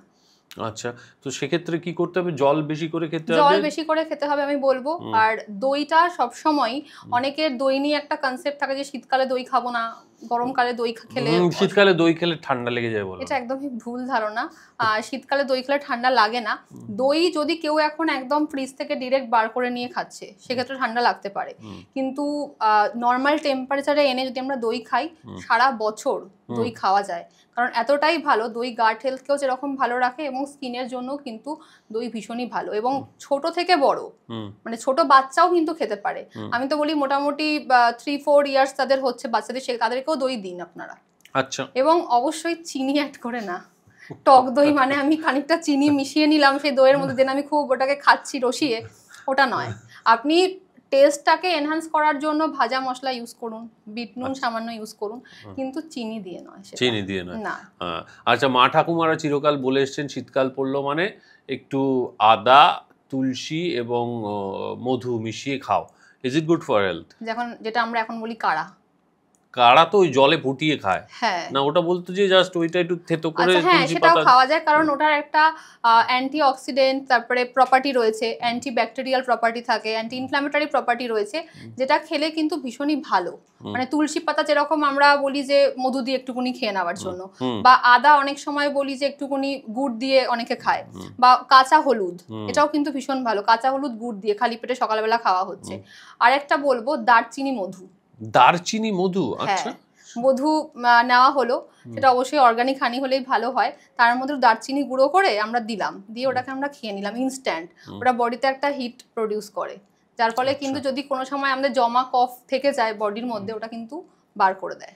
আচ্ছা, শীতকালে কফি কতটা ভালো? কফির মধ্যে ক্যাফিন থাকে, এক্সেস কফি কখনোই ভালো না, বিশেষ করে যাদের থাইরয়েড বা হাইপার টেনশন থাকে, সেক্ষেত্রে আমি বলবো, বা কনস্টিপেশন থাকে, সেক্ষেত্রে কিন্তু এই গ্রিন টি বলো বা কফি বলো, এগুলো খুব একটা হেলদি নয়। কিন্তু যেহেতু শীতকাল, গরম জিনিসই বেশি খেতে ইচ্ছে করে, তো সেক্ষেত্রে পরিমাণ বুঝে খাও, তাহলেই হবে। এবার এখানে একটা কথা বলি, এই যে কফি বা চা, অনেক সময় আমরা কি করি, কোনো একটা খাবার খাচ্ছি ব্রেকফাস্ট, তার সাথে নিয়ে বসলাম, এটা খুব ভুল। হ্যাঁ, কারণ আমরা যেই খাবারটা প্লেটটা নিয়ে বসেছি, তার মধ্যে যেই নিউট্রিয়েন্টস গুলো থাকে, যদি আমরা কিছু খাবারে আয়রন পাচ্ছি, ওটা কিন্তু অ্যাবজর্পশনে বাধা দেবে।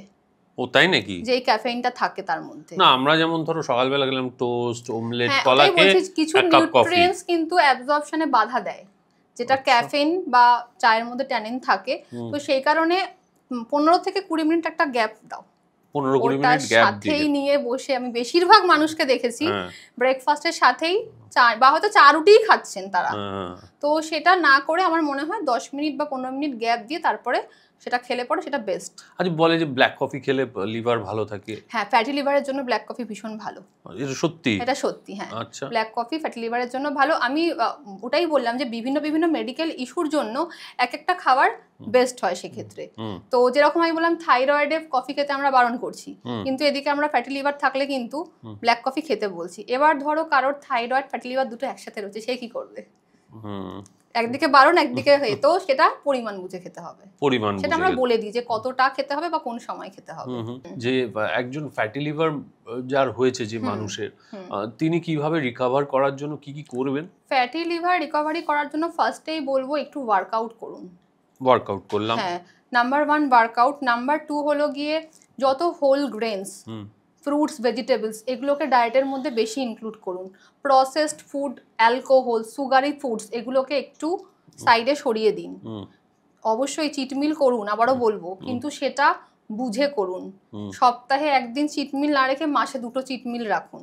আচ্ছা, চেষ্টা করুন একটু আর্লি ডিনার করার জন্য। ব্রেকফাস্টটাকে চেষ্টা করুন, ওই যে বললাম ডালিয়া বা একটু ওটস, বা বাড়িতে রুটি সবার হয়, রুটি সবজি খান, সেক্ষেত্রে এই এগ ইয়কটা না খেয়ে এগ হোয়াইটটাকে ডায়েটের মধ্যে রাখুন, বা রেড মিটটাকে একটু সরিয়ে রাখুন কিছু মাসের জন্য। চিকেন অবশ্যই আপনি ডায়েটে রাখুন, মাছ রাখুন, বাট হ্যাঁ অতিরিক্ত তৈলাক্ত মাছ নয়, একটু ছোট মাছ হলে ভালো হয়। তো এই কিছু কিছু গাইডলাইন প্লাস আমরা যেটা বলি যে ফ্যাটি লিভারের জন্য যেরকম বললে যে এই কফিটা বললে তুমি ব্ল্যাক কফি, আমরা বলি একটা CCFT। CCFT এটা যার কি? মধ্যে কোনো টি কিন্তু নেই। ও টি নেই? না, তাহলে বলে ওটা বলা হয় CCFT, ধনে জিরে মৌরি। ধনে জিরে মৌরি সেটা সবার বাড়িতে অ্যাভেলেবেল। হাফ টিস্পুন করে প্রত্যেকটা নিয়ে নাও, নিয়ে ভিজিয়ে রেখে দাও ওভারনাইট। আচ্ছা পরের দিন জলটাকে ফুটিয়ে নিয়ে ভালো করে ছেঁকে খাও। আচ্ছা, ওভারনাইট রেখে পরের দিন ভালো করে। আর যদি কেউ ভুলে যাও ভেজাতে, ইনস্ট্যান্ট ফুটিয়ে নাও, জাস্ট একটু মোটামুটি হাফ অ্যান আওয়ার ভিজিয়ে রেখে সকালবেলা তারপরে ওটাকে খাও। এটা কি করবে, কি হেল্প করবে? এটা কিন্তু ফ্যাটি লিভার দেখেছি আমি অনেকটা কমিয়ে হেল্প করে। আচ্ছা, যেরকম ডিটক্স ওয়াটার বললে, এটাও কিন্তু one type of detox water. আচ্ছা ডিটক্স ওয়াটার অনেক ধরনের হয়, মানে আগেকার দিনে আমরা জানতাম না সেই কারণে, কারণ ঘরে মানে রান্নাঘরে এত ইজিলি জিনিসপত্র পাওয়া যায় যেটা দিয়ে আমরা খুব সহজেই মানে বানিয়ে নিতে পারি কোনো ডিটক্স ওয়াটার, যেগুলো কিনা আমাদের যে কোনো ধরনের মেডিকেল ইস্যুগুলোকে কিওর করতে হেল্প করে। আচ্ছা, তো এটা কিন্তু ফ্যাটি লিভারে ভীষণভাবে হেল্পফুল, এটা আমি মানে পেশেন্টদেরকে দিয়ে দেখেছি। অ্যাপেল সিডার ভিনিগার অনেকে বলে, অনেকে খেলে অনেকের খুব অসুবিধা হয়। অ্যাপেল সিডার ভিনিগার কারা খেতে পারে? অ্যাপেল সিডার ভিনিগার এটা না ডিপেন্ড করে, অনেক মানুষের খেলে অসুবিধা হয়, অনেক মানুষের খেলে অসুবিধা হয় না। আমারই পার্সোনালি খুব প্রবলেম হয়েছিল অ্যাপেল সিডার ভিনিগার। আর অ্যাপেল সিডার ভিনিগার নরমালি যে মানে বলা হয় একটু স্ট্র ইউজ করে খাওয়ার জন্য, দাঁতে লাগলে পরে অনেক এনামেল ক্ষয় হয়ে যায়, এবং সেই ক্ষেত্রে যাদের গ্যাস্ট্রিক পেশেন্ট তারা তো একদম খেতে পারবেই না। এবং গ্যাস্ট্রিক পেশেন্ট ছাড়াও বলছি, এটা আমি দেখেছি ইন্ডিভিজুয়ালের ক্ষেত্রে অনেকের অসুবিধা হয়। তো আমি বলবো যে এই অ্যাপেল সিডার ভিনিগার এগুলো তো মানে অনেকটা কস্টলি জিনিস হয়ে যায়, বা ব্রাউন রাইস বা পিঙ্ক সল্ট মানুষজন ইউজ করছে। ওরে বাবা, তো এগুলো ভীষণ ট্রেন্ডে ইন, কিন্তু মানে ডায়েট করার জন্য যে ব্রাউন রাইসই খেতে হবে, পিঙ্ক সল্টটাই আনতে হবে, বা অলিভ অয়েলেই রান্না করতে হবে, এই ধারণায় অন্তত আমি বিশ্বাসী নই। হ্যাঁ, কারণ বলা হয় অলিভ অয়েল দিয়ে রান্না করার কোনো মানেই হয় না, পুরোটা নষ্ট হয়ে যায়। কারণ নর্মাল সর্ষের তেলেও সেই রান্নাটা করা যায়, এবং ডায়েটটা যতটা সিম্পল, মানে আমি আমার রান্নাঘরে আমার বাড়িতে সবার সাথে বসে যে খাবারটা আমি খেতে পারবো, এটা না যে আমার জন্য আলাদা করে একটা রান্না করতে হবে ডায়েট করছি বলে। এই ধারণাটা মাথা থেকে বার করে দিলেই মনে হয় ভালো হয়, কারণ যা সবাই খাচ্ছে তার মধ্যে থেকেই আমি খাবো, কিন্তু আমি পোর্শনটা কন্ট্রোল করে খাবো। এই কনসেপ্টটাতে আসলে মনে হয় ডায়েটটা অনেক লং রান অবধি কন্টিনিউ করা যায়। আরেকটা জিনিস এখন দেখতে পাওয়া যায়, সেটাকে বলা হয় seed cycling and hormone balancing. এই ব্যাপারটা কি? সিড সাইক্লিংটা অ্যাকচুয়ালি মেইনলি পিসিওডি পেশেন্টদেরকে দেওয়া হয়ে থাকে। হয়তো কারোর 3 to 4 মান্থস পিরিয়ডস হলো না, তো সেক্ষেত্রে আমরা তখন বলি 3 to 4 মান্থস, হ্যাঁ গ্যাপ হলো, তখন আমরা বলি সিড সাইক্লিং করার জন্য। এবার শুধুমাত্র সিড সাইক্লিং করলেই যে হবে এরকম নয়, আমি এদিকে সিড সাইক্লিং করছি, ওদিকে আমি আনহেলদি প্রসেসড ফুড খাচ্ছি, দুটো ব্যালেন্স করতে হবে। সিড সাইক্লিংয়ে নর্মালি বলা হয় মেনস্ট্রুয়েশনের ডে 1 থেকে ডে 14 অবধি দুটো সিডস খাবে, ফ্ল্যাক্স সিডস আর পামকিন সিড, আর দেন ডে 15 to 28 সানফ্লাওয়ার আর সিজন সিডস। তো এই 4টে সিডস যদি ঠিকঠাক মতো খাওয়া যায় ওই সাইকেলে, সেক্ষেত্রে হরমোনাল ব্যালেন্সটা অনেকটা ঠিকঠাক হয়ে যায়। কারোর সেটা হয়তো 15 দিনেই ঠিক হয়ে যাচ্ছে, কারোর আবার হয়তো 1 থেকে 1.5 মাস বা 3 মাস সময় লেগে যাচ্ছে। সেটা ডিপেন্ড করে কতটা বডিতে আমার হরমোনাল ইমব্যালেন্স রয়েছে তার উপরে। বাট সিড সাইক্লিং কিন্তু অবশ্যই হেল্পফুল যদি আপনি একটা প্রপার লাইফস্টাইল এবং একটা হেলদি ডায়েট মেনটেন করতে পারেন। সেক্ষেত্রে টোটাল কম্বিনেশানে অবশ্যই পিসিওডি কিন্তু অনেক সময় কিওর হয়ে যায়। বাট এটাও বলবো পিসিওডি কিন্তু পার্মানেন্টলি কিউরেবল কখনোই নয়, কারণ যদি আমি আবার সেই আনহেলদি একটা লাইফস্টাইলকে অ্যাডাপ্ট করি, যখনই আমার ওয়েট গেন হবে তখনই দেখা যাবে ওটা আবার ব্যাক করে এসছে। তো পিসিওডির মেন কনসার্নই হলো গিয়ে ওয়েটটাকে আমাকে একদম কন্ট্রোলে রাখতে হবে, ওয়েট বেশি হলে পরে চলবে না। আচ্ছা, আর একটা জিনিস হচ্ছে সুগার ডিটক্স। সুগার ডিটক্স কি, এর কোনো হেলদি এফেক্ট আছে? সুগার ডিটক্স এখন ট্রেন্ডে খুব ইন, অনেকেই করছে। বাট একটা কথা বলবো যে পুরোপুরি কোনো জিনিসই মানে ওয়েট লস করব, ফ্যাট পুরোপুরি বাদ দিয়ে দিলাম, ওয়েট লস করব, সুগার ডায়েট থেকে পুরোপুরি বাদ দিয়ে দিলাম, ওটা না করাটাই ভালো।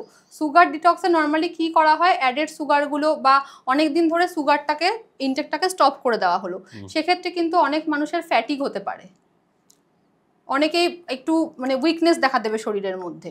তো সেক্ষেত্রে আমি বলবো যারাই সুগার ডিটক্স করতে চাইছেন, বা অনেকেই তো ইচ্ছুক থাকেন যে হ্যাঁ আমি একটু ফলো করে দেখি না কি হবে, তো সেক্ষেত্রে আমি বলবো অ্যাডিশনাল সুগার ইনটেক করবেন না। আপনারা যেটা ফ্রুটস থেকে পাচ্ছেন সেটা আপনারা ইনটেক করুন, বডিকে সবসময় হাইড্রেটেড আপনারা রাখুন, হোল গ্রেনস ফ্রুটস বা ভেজিটেবলসের ওপরে আপনারা অবশ্যই নজর দিন। তো এই মানে গাইডলাইনগুলোকে মাথায় রেখে সুগার ডিটক্স করুন, যাদের ইচ্ছে হচ্ছে একটু ট্রেন্ডে গা ভাসানোর জন্য। ওই সেটার থেকেই কানেক্টেড পরের প্রশ্ন, একটাকে বলা হয় ক্লিন ইটিং আর একটাকে বলা হচ্ছে ব্যালেন্সড ইটিং। Balanced eating। হ্যাঁ, এই দুটোর মধ্যে কোনটা ঠিক? এখন ঠিক আমি অবশ্যই বলবো আচ্ছা, ব্যালেন্স প্রথমে ইটিং। বলে দাও ক্লিন ইটিং কাকে হ্যাঁ, বলে। ক্লিন ইটিং হলো যেখানে কোনো রকমের ওই gluten free and dairy products থাকবে না। আমি নাটস, সিডস, ফ্রুটস, ভেজিটেবলস এগুলো আমি খাবো। আর যেটা মানে হলো গিয়ে ব্যালেন্সড ইটিং, সেখানে আমি টোটালি সব ধরনের খাবার আমি ডায়েটের মধ্যে ইনক্লুড করতে পারি। সেটা ডেয়ারি প্রোডাক্টসও হতে পারে, সেটা হুইট প্রোডাক্টসও হতে পারে, যে কোনো কিছু হতে পারে। তো আমি বলবো ক্লিন ইটিং অনেক মানুষ পছন্দ করছেন আজকের দিনে, এবং অনেক মানুষ ব্যালেন্স ইটিংটা পছন্দ করছেন। বাট যদি অ্যাজ আ ডায়েটিশিয়ান আমাকে জিজ্ঞেস করা হয়, আমি বলবো ক্লিন ইটিংয়ের থেকে মানে ব্যালেন্সড ইটিং শতগুণে ভালো, যেখানে আমরা কোনো রকম আমাদের নিউট্রিশনাল ডেফিসিয়েন্সি হবে না, কোনো ভিটামিন বা মিনারেল ডেফিসিয়েন্সি আমাদের হবে না। আমরা সব যে খাবারটা প্লেটটা সাজাচ্ছি, আমরা সব ধরনের নিউট্রিশন ওখান থেকে আমরা পাচ্ছি। ওকে, তো অবশ্যই ব্যালেন্সড ইটিং ইম্পর্টেন্ট। আচ্ছা, আর একটা ট্রেন্ড দেখা যাচ্ছে যে বুলেট কফি। হ্যাঁ, বুলেট কফি খেলে লোকজন সারাদিন নাকি প্রচন্ড এনার্জি থাকে তাদের মধ্যে। What is bullet coffee? এটার কি সত্যি কোনো এফেক্ট আছে আলাদা করে? বুলেট কফির এফেক্ট আছে, আছে? নেই আমি বলবো না, আছে। আচ্ছা, এই বুলেট কফিটা কি বস্তুটা? বুলেট কফি অ্যাকচুয়ালি ঘি, কফি আর জল দিয়ে জাস্ট ব্লেন্ড করে নেওয়া জিনিসটাকে। এটা অনেকে প্রি ওয়ার্কআউট মিল হিসেবে খাচ্ছে, অনেকে মিল রিপ্লেসমেন্ট সাপ্লিমেন্ট হিসেবে খেয়ে নিচ্ছে। তো বুলেট কফি হেল্পফুল ওয়েট লসের ক্ষেত্রে এবং সারা দিন এনার্জেটিক থাকার জন্য। কিন্তু যাদের কোলেস্টেরলের প্রবলেম রয়েছে, ঘি যদি আমি এখন রেগুলার বেসিসে খেতে থাকি, সেটা অবশ্যই অ্যাডভার্স এফেক্ট দেবে সেখানে আমাকে। না, কিন্তু অনেকে যে বলে মানে সারাদিনে তেলের বদলে 1.5-2 চামচ ঘি খাওয়া যায়। হ্যাঁ, ঘি খাওয়া যায় অবশ্যই, বাট সেটা কতটা পিওর ঘি? আজকের দিনে পিওর ঘি পাওয়া যায় না। ও বাবা। আর কফি, ওই যে বললাম আবারও, সব মানুষের জন্য কফি এবং সব মানুষের জন্য ঘি কিন্তু চলে না। তো যেটাই আপনি ট্রেন্ডে দেখে মানে আপনার ডায়েটে ইনকর্পোরেট করছেন, সেটা আপনার মেডিকেল ইস্যু ওয়াইজ চাই কিনা অবশ্যই দেখুন। বাট বুলেট কফি একটা ভীষণই ট্রেন্ডে এটার এফেক্ট অবশ্যই রয়েছে, ওয়েট লসও ভীষণ হেল্প করে। কিন্তু আমি বলবো অবশ্যই নিজেদের মেডিকেল ইস্যু জেনে ডায়েটে ইনকর্পোরেট করুন। আর একটা কনসেপ্ট হচ্ছে গার্ল ডিনার, এবং একটা ভয়ঙ্কর ট্রেন্ড হচ্ছে what I it in a day. হ্যাঁ, তো এইগুলো দেখে এখান থেকে ইন্সপায়ার্ড হওয়া কি উচিত না উচিত? একদমই উচিত না। আচ্ছা, কারণ গার্ল ডিনার যেটাকে বলা হচ্ছে, কতটা মানে আমি এফার্ট দেব না, কিন্তু আমি একটা মিল প্ল্যান রেডি করছি। কি মিল প্ল্যান রেডি করছি? বিভিন্ন ধরনের স্ন্যাক্স, যেগুলো কিন্তু খুব একটা হেলদি না। হ্যাঁ, ফ্রুটস তো থাকে, আমি সেক্ষেত্রে দেখেছি, কিন্তু ওটা খুব একটা যে আমি প্রপার একটা গাইডলাইন মেনে একটা খাবার খাচ্ছি এরকম তো একদমই হয় না। আর যেটা তার থেকেও বেশি ট্রেন্ডে এই what I it in a day, যখন তখন কেউ না কেউ চলে আসছে সারাদিনে সে কি খাচ্ছে সেটা দেখানোর জন্য। কিন্তু তারা সেই কনসেপ্টটা কোথা থেকে পাচ্ছে, এটা আমার জানার প্রশ্ন। তারা কি আদৌ নিজেরা সেই ডায়েটটা প্ল্যান করছে, নাকি তারা কোনো ডায়েটিশিয়ান দেখিয়েছে, সেই অনুযায়ী তারা যেটা খাচ্ছে সেটাকে তারা দেখাচ্ছে সোশ্যাল মিডিয়াতে? তো সেটা আগে জানতে হবে। তো কেউ সারাদিনে কি খাচ্ছে সেটা জেনে, ওই যে বললাম, আমি আমার ক্যালোরি রিকোয়ারমেন্ট না জেনে সেটাই খেতে শুরু করে দিলাম, ওই ট্রেন্ডে গা না ভাসানোটাই ভালো। আচ্ছা, সোশ্যাল মিডিয়া ইনফ্লুয়েন্সারদের থেকে কি ডায়েট টিপস নেওয়া উচিত? এটা একটা কন্ট্রোভার্সিয়াল টপিক, ফার্স্টেই বলবো। সোশ্যাল ইনফ্লুয়েন্সারদেরকে যেটা আমি দেখে থাকি, অনেকে নিজেরা নিজেদের মতো করে ডায়েট প্ল্যান করে সেটা মানুষদের সামনে প্রেজেন্ট করছেন। আবার অনেককে দেখি যারা হয়তো কোনো ডায়েটিশিয়ানের মতামত নিয়েছেন, তারা সেই জিনিসটাকেই সারাদিনের খাবারটা দেখাচ্ছেন। কিন্তু আমি কিছুক্ষণ আগেও বললাম যে প্রত্যেকটা ডায়েট প্ল্যান তো তাদের নিজেদের হাইট, ওয়েট এবং মেডিকেল ইস্যু ওয়াইজ হয়ে থাকে। তাই কারোর ডায়েট প্ল্যান ওইভাবে দেখে ফলো না করাটাই ভালো। কিন্তু হ্যাঁ, অনেক সময় অনেকে হেলদি রেসিপি দেখান, অনেক নানান রকমের, সেগুলো আপনি ফলো করতেই পারেন। এরকম না যে পুরোটাই খারাপ, সেটা নয়। প্রত্যেক মানে জিনিসেরই কিছু না কিছু অ্যাডভান্টেজ ডিসঅ্যাডভান্টেজ থাকেই। অনেক যে হেলদি রেসিপিগুলো দেখানো হয় সেগুলো আপনারা খান, কিন্তু তারা হুবহু সারাদিনে কি করছে বলেই তারা মানে মোটামুটি 2 মাসে 10 কেজি ওয়েট কমিয়ে ফেললো, সেটা দেখে নিজেদের মধ্যে মানে সেই ডায়েটটাকে ফলো না করাটাই বেটার, এটা আমার মনে হয় কোথাও। ওকে, এবার একটা প্রশ্ন হচ্ছে সম্পূর্ণ অন্য একটা টপিকের, বরং আমাদের আগের টপিকের সঙ্গে রিলেটেড। অনেক মানুষের হয় কি বডি ইমেজ, আমাকে কেমন দেখতে, সেটা নিয়ে নানান ধরনের কমপ্লেক্স থাকে। সবসময় যে হীনমন্যতা থাকে সেটাই বলছি না, অনেকের ক্ষেত্রে অনেক সুপিরিয়রিটি কমপ্লেক্সও থাকে। তো এটা কি রিলেশনশিপের কেমিস্ট্রিকে হ্যাম্পার করে? হ্যাঁ অবশ্যই করে, অনেক ক্ষেত্রে আমরা এরকম পেশেন্ট কাউন্সিলিংও করে থাকি। আচ্ছা। তারা কি করে, তারা প্রপার কমিউনিকেশন হয়তো তারা করছে না, সেক্ষেত্রে একটা ইমোশনাল ডিস্টারবেন্স আসে, ইমোশনাল অ্যাটাচমেন্ট থাকে না, সেক্ষেত্রে অবশ্যই সেটা তো কেমিস্ট্রিতে সেটা তো এফেক্ট করবেই সেই জায়গায় দাঁড়িয়ে থেকে। তখন প্রপার কাউন্সিলিংটা কিন্তু ভীষণ দরকার সেই জায়গায় দাঁড়িয়ে থেকে। প্রপার কাউন্সিলিং করলে তখন তারা অনেকটাই রিকভারি করে আসে। এবং মানে এক্ষেত্রে আমি অনেক পেশেন্টই এরকম পাই যেক্ষেত্রে আমি ফার্স্টেই ডায়েটের থেকেও বেশি ইম্পর্টেন্স দিই কাউন্সিলিংটার উপরে। যখন দেখা যায় একটা প্রপার কাউন্সিলিং করছি তখন তারা অনেকটা নিজেদেরকে বুঝিয়ে নেয়, এই যে কমিউনিকেশন গ্যাপটা ছিল সেটা তখন অনেকটা কমে যায়, বা ইমোশনাল যেটা একটা দূরত্ব ছিল সেটাও কিন্তু অনেক কমে যায়। তো সেক্ষেত্রে আমার মনে হয় প্রপার কাউন্সিলিং ইজ বেস্ট সেক্ষেত্রে। ওকে, গ্রেট। মাছ দুধ একসঙ্গে খেলে মিউকাস বাড়ে? আয়ুর্বেদিকে বলে বাড়ে। আমি মিউকাস বাড়ার থেকেও বলবো মাছ দুধ একসাথে খেলে পরে ইনডাইজেশন ইস্যু হতে পারে অনেকের, তো সেটা অ্যাভয়েড করাটাই বেটার।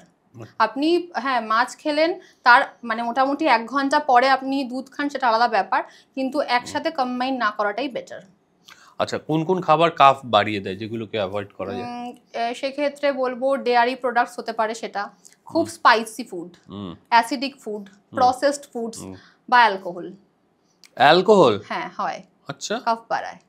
অ্যালকোহল কাফ বাড়ায়? হ্যাঁ। ও মাই গড। আচ্ছা, আর একটা জিনিস বলো যে আমরা তো অনেক সময় শুনেছি যে প্রচন্ড ঝাল খেলে নাক কান দিয়ে জল বেরোবে, একদম সর্দি কাশি সমস্ত কিছু ঠিক হয়ে যাবে। Is it right?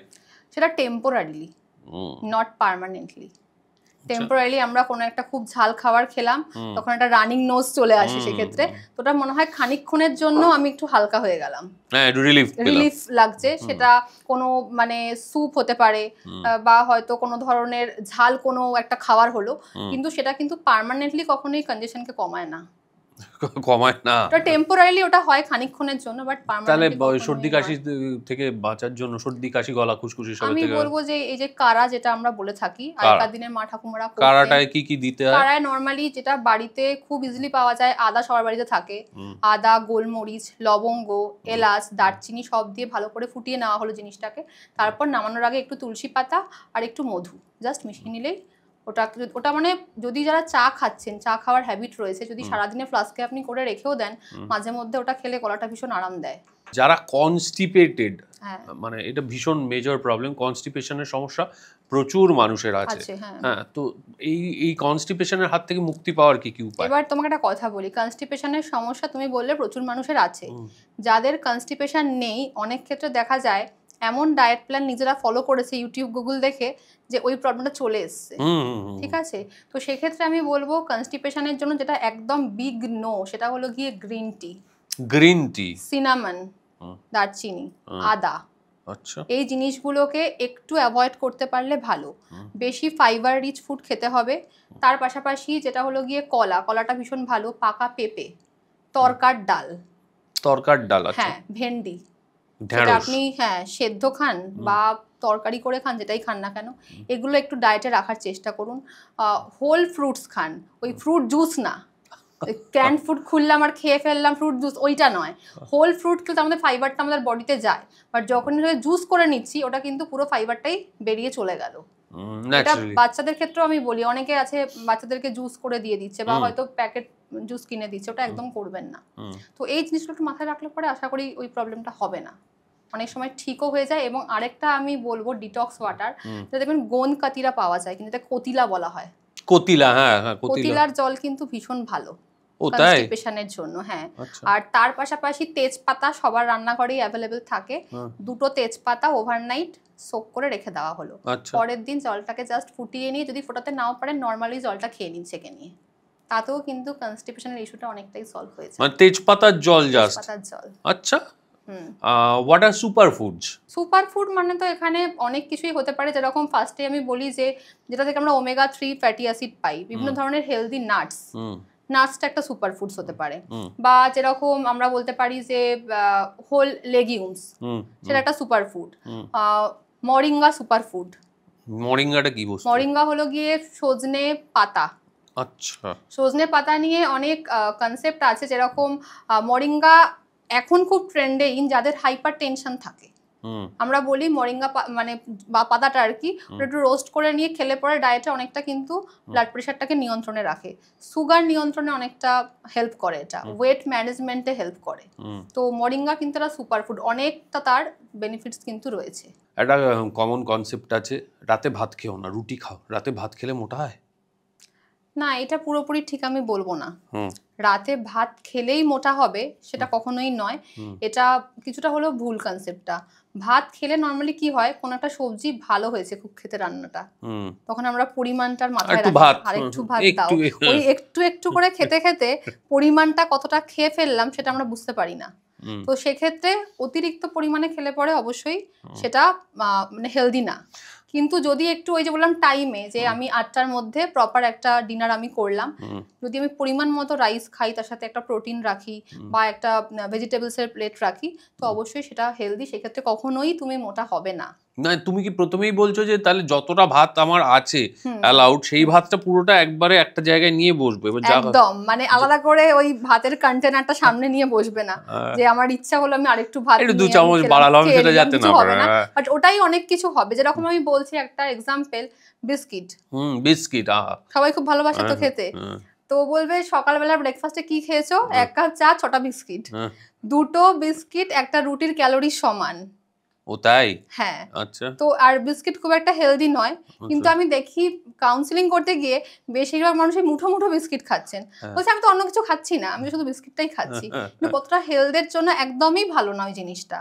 তো সেই হিসাবে পরিমাণটা তুমি বুঝে খেলে, ভাতও তুমি রাতে খেতে পারো, রুটিও খেতে পারো, যে কোনো কিছু, যেরকম অনেকে স্যালাড খেতে খুব ভালোবাসে, চিকেন স্যালাড হতে পারে বা পনির স্যালাড হতে পারে, যে কোনো ধরনের র্যাপ, মানে রুটিটা হয়তো সবার হয়তো একঘেয়েমি খেতে ভালো লাগছে না, তো রুটির মধ্যে একটু সব ধরনের, এখন শীতকাল আসছে, সব ধরনের সবজি দিয়ে একটু কিছু চিকেন স্ট্রেটেড করে দিয়ে দিলাম, পনির দিলাম, দিয়ে একটা র্যাপ টাইপ বানিয়ে নিলাম, ওটা ভীষণই হেলদি এবং ভীষণ টেস্টিও হয় খেতে। আচ্ছা, যেহেতু ব্রেকফাস্টের কথাটা এলো, অনেকে অনেক সময় বলে আমি ব্রেকফাস্টটা স্কিপ করি সাধারণত, is it good or bad? এটা ব্যাড, কারণ আমি জানি না, তুমি শুনে থাকবে হয়তো যে খাবারের যে প্যাটার্নটা আমাদের হয় সেটা উল্টো পিরামিড হওয়া উচিত, ব্রেকফাস্ট, লাঞ্চ, ডিনার, বাট আমরা কি করি, উল্টো করি, সোজা পিরামিড করি। আমরা উল্টো পিরামিড করি না, না আমরা ওই বলছি এই উল্টো পিরামিডের উল্টোটা করি, মানে সোজা, মানে ব্রেকফাস্ট খাই না, লাঞ্চটা একটু বেশি, আর সারা দিন পর এসে পুরো মানে একদম পাত পেরে বসে খাওয়া যাকে বলে ওরকম খাই, তো ওটা করলে চলবে না। ব্রেকফাস্টটা হবে রাজার মতো, সবসময় বলা হয় ব্রেকফাস্টটা হেলদি অপশন চুজ করতে হবে, যেহেতু ব্রেকফাস্ট মানে তুমি ফার্স্টটাকে ব্রেক করছো, ওটা কিন্তু অবশ্যই একটা মানে কার্বোহাইড্রেট, প্রোটিন সব কিছু তার মধ্যে থাকতে হবে সেই জায়গাটার মধ্যে। তো সেইভাবে হেলদি ব্রেকফাস্ট অবশ্যই প্রত্যেকটা মানুষের জন্য ইম্পর্টেন্ট। এবার চলে আসে যারা ইন্টারমিটেন্ট ফাস্টিং করছে, তারা তো ব্রেকফাস্ট করছে না, তো তাদের জন্য ব্যাপারটা আলাদা, কিন্তু ইন জেনারেল মানুষদের জন্য ব্রেকফাস্ট কিন্তু অবশ্যই মানে দিনের একটা ইম্পর্টেন্ট মিল, কেউ ব্রেকফাস্ট স্কিপ করবেন না। আচ্ছা, এবার তুমি বলো, খাবারের সঙ্গে ভীষণভাবে রিলেটেড ইজ মেটাবলিজম।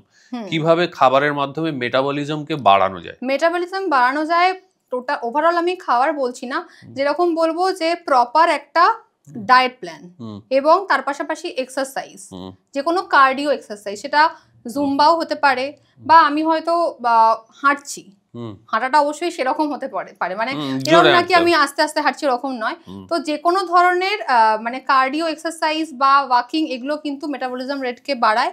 এবং তার পাশাপাশি প্রপার একটা ফুড হ্যাবিট, বেশি কার্বোহাইড্রেট জাতীয় খাবার আমি ডায়েটের মধ্যে ইনক্লুড করলে হবে না, সেখানে একটু ডায়েটটাকে ডিজাইন করতে হবে একটু হাই প্রোটিন দিয়ে, তার মধ্যে প্রোটিন থাকবে, ফ্রুটস থাকবে, ভেজিটেবলস থাকবে, কার্বোহাইড্রেটটা একটু কম থাকবে, সেইভাবে ডায়েটটাকে প্ল্যান করলে কিন্তু অবশ্যই বাড়ে বেসাল মেটাবলিক রেট। কারণ ইনবর্ন প্রত্যেকটা মানুষের শরীরে বিএমআর সেট থাকে, এই কারণে অনেককে দেখবে যে যারা প্রচুর খায় বাট রোগা, আবার কিছু মানুষ বলে আমি জল খেলেও ফুলে যাচ্ছি, তো এটা পুরোপুরি হয় এই বেসাল মেটাবলিক রেটের জন্যই। যাদের বিএমআর রেট আর কি ভীষণ লো, তারা একটু খেলেই তারা মোটা হয়ে যায়, আর যাদের খুব হাই তারা খেলেও সেক্ষেত্রে দেখা যায় যে সেটা কোনোভাবেই গায়ে তাদের লাগছে না, এটাই হলো গিয়ে মধ্য কনসেপ্টটা। আচ্ছা, সাধারণত একজন মানুষের কতটা প্রোটিন লাগে সারাদিনে? মোটামুটি 0.8 to 1 gram per KG body weight. আচ্ছা, 1 গ্রাম পার কেজি বডি ওয়েট, মানে কারোর যদি 70 কিলো বডি ওয়েট আছে 70 গ্রাম প্রোটিন লাগবে। 70 গ্রাম প্রোটিন।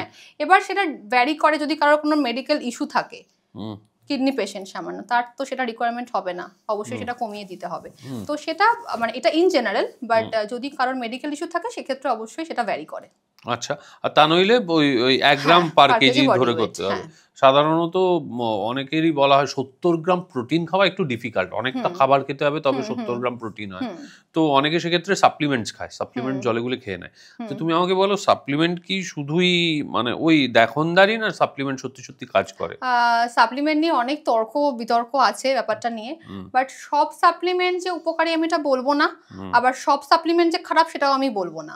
এই যে অনেকে আজকের দিনে হোয়ে প্রোটিন খেয়ে থাকে, হোয়ে প্রোটিন ভালো, যারা জিম করছেন বা এক্সারসাইজ করছেন সেক্ষেত্রে অবশ্যই খেতে পারেন, কিন্তু আমি বলবো বেস্ট হলো যেটা যদি বাড়িতেই সেই প্রোটিন পাউডার আপনি বানিয়ে নিতে পারেন। বাড়িতে প্রোটিন পাউডার বানানো যায় এবং আমি সেই রেসিপি ক্লায়েন্টদের দিয়ে থাকি। কি সেটা, সেই রেসিপিটা শেয়ার করো। সেটা কিছুটা পরিমাণ ওটস নিতে হবে, কিছু ড্রাই ফ্রুটস যেরকম আমন্ড হতে পারে, সেটা পিস্তা, এগুলো একটা প্রপোর্শনে নিতে হবে, কিছু সিডস আমি তার মধ্যে অ্যাড করব, সেটাকে ভালো করে ড্রাই রোস্ট করে নিয়ে আমি একটা এয়ারটাইট কন্টেনারের মধ্যে রেখে দিলাম, এবং সেটাকে অবশ্যই মিল্ক দিয়ে খেতে হবে, ডাবল টোন মিল্ক হতে হবে।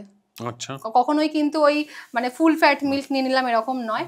তো ডাবল টোন মিল্কের মধ্যে সেই প্রোটিন পাউডার মিশিয়ে যদি আমরা মানে প্রি ওয়ার্কআউট হিসেবে খাই, তার মধ্যে একটা বানানা আমি অ্যাড করে দিলাম, দিয়ে আমি খেলাম, ওটা কিন্তু ভীষণ ভালো, মানে হেলদি, ঘরে তৈরি, কোনো ধরনের আমি বাইরের কোনো কিছু আমি ইউজ করলাম না। তো আমি সবসময় বলি ঘরের তৈরি যে কোনো খাবার, ঘরে কিন্তু আমাদের হাতের সামনে সবকিছুই থাকে, কিন্তু আমাদের জানতে হবে যে কোন জিনিসগুলো দিয়ে আমরা সেটাকে বানাতে পারবো। সেই টেকনিক যদি আমরা জানি তাহলে কিন্তু বাইরের সাপ্লিমেন্টসের দরকার পড়ে না। আচ্ছা, আমরা বাঙালি, মনে প্রাণে বাঙালি, বাঙালির একটা বাংলা ডায়েট বলো যেটা ব্যালেন্সড ডায়েট সাধারণ অ্যাভারেজ মানুষের জন্য। তবু আমি একবার বলে নিই, এটা কিন্তু ম্যান টু ম্যান ভ্যারি করে, আমরা খুব জেনারেল একটা এক্সাম্পল নিচ্ছি টু মেক ইট ইন্টারেস্টিং। সকালবেলা দিনের শুরু অবশ্যই আমি বলবো ডিটক্স ওয়াটার দিয়ে করুন, সেটা জিরে জল হতে পারে, মেথি ভেজানো জল হতে পারে, ধনে ভেজানো জল হতে পারে। ধনে ভেজানো জলটা কিন্তু থাইরয়েড কন্ট্রোল করতে ভীষণ হেল্প করে, এখানে বলে দিলাম। আর যদি কেউ কোনোটাই পারছেন না তাহলে প্লেন উষ্ণ গরম জল খান, শীতকাল আসছে প্রায়। তারপরে আমরা কিছু যেমন আমন্ড সবার বাড়িতেই মোটামুটি থাকে, সেটা খেয়ে নিন। এখানে বলবো খোসা সমেত খাবেন, অনেকে খোসা ছাড়িয়ে খান। ও তো বলে যে খোসাটা ছাড়িয়ে খাওয়া ভালো। আইবিএস পেশেন্টদের ক্ষেত্রে খোসা ছাড়িয়ে খান, বাট খোসা সমেতই খান, খোসা সমেতই বেস্ট খাওয়াটা, তাতে নিউট্রিয়েন্ট অ্যাবজর্পশনটা বডিতে হয়। ওকে, নেক্সট চলে আসি ব্রেকফাস্ট। যদি আমি একদম নর্মাল সিম্পল বলি, রুটি সবজি সবার বাড়িতে হয়, রুটি হোক বা যদি একটু স্বাদ বদল তাহলে তাওয়া পরাঠা, নট ফ্রাইড, তাওয়া পরাঠা বানানো যায়, সেটা আপনারা মানে আটার বানান, ময়দার না বানিয়ে।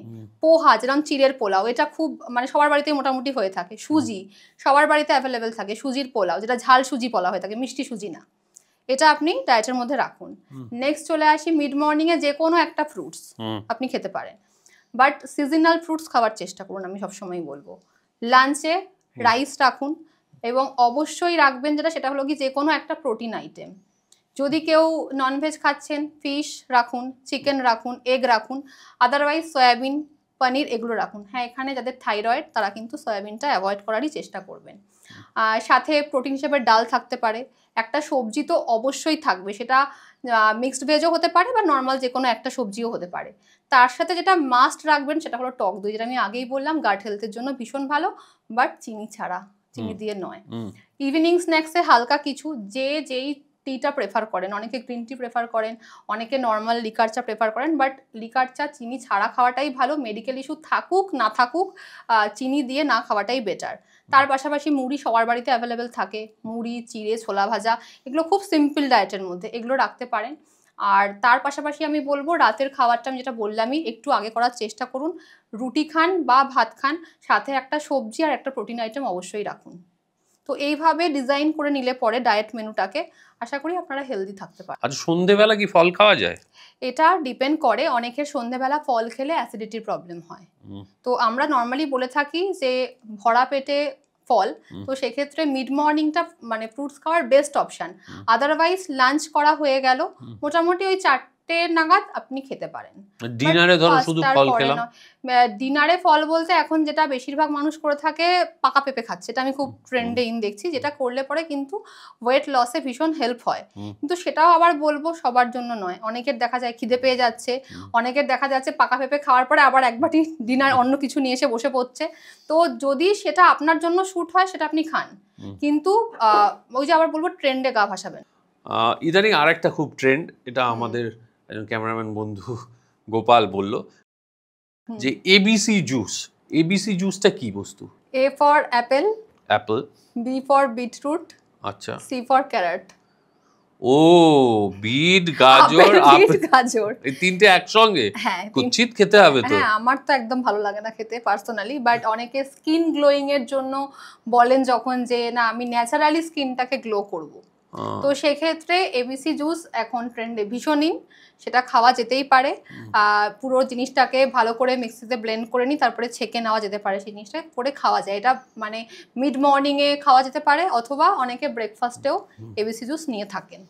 বাট স্কিন গ্লোয়িং এর জন্য এটা ভীষণ ভালো। আবার মানে স্কিন গ্লো এর জন্য যে এবিসি জুসই খেতে হবে ব্যাপারটা এরকমও নয়, কারণ বিটটা নর্মাল আমরা স্যালাডের মধ্যে দিয়েও খেতে পারি, অ্যাপেলটা আমরা গোটাও মিড মর্নিং, কারণ আগে তো বলতো an Apple a day keeps the doctor away. একদম, হ্যাঁ, অনেক গুণাগুণ আছে, তো এবিসি জুস খাওয়া যেতে পারে এটা নিয়ে তিনটাকে মিলিয়ে। শেষ প্রশ্ন, আমরা থ্রু আউট দ্য কনভারসেশন বহুবার বলেছি weight loss, weight loss, weight loss. তো ওই দেখো আমাদের দুই টিমের বন্ধু রণবিজয় আর একজন প্রসেনজিৎ, এরা দুজন আবার সেটা পুরো উল্টো, ওদের ছায়া পড়ে না মাটিতে। হ্যাঁ, তো ওদের ক্ষেত্রে যারা ওয়েট গেইন করতে চায়, হ্যাঁ, তাদের ক্ষেত্রে কি করা উচিত? লোকেদের ধারণা থাকে যে ওয়েট লসের জন্য এক্সারসাইজ দরকার, কিন্তু ওয়েট গেইনের জন্য কিন্তু প্রপার এক্সারসাইজ দরকার থাকে, এবং ক্যালোরি কাউন্টটা অবশ্যই আমাকে আগে থেকে জেনে নিতে হবে যে আমার বডি ওয়াইজ কতটা ক্যালোরি আমি নিচ্ছি। প্রোটিন ইনটেকটা অবশ্যই বেশি হওয়া উচিত।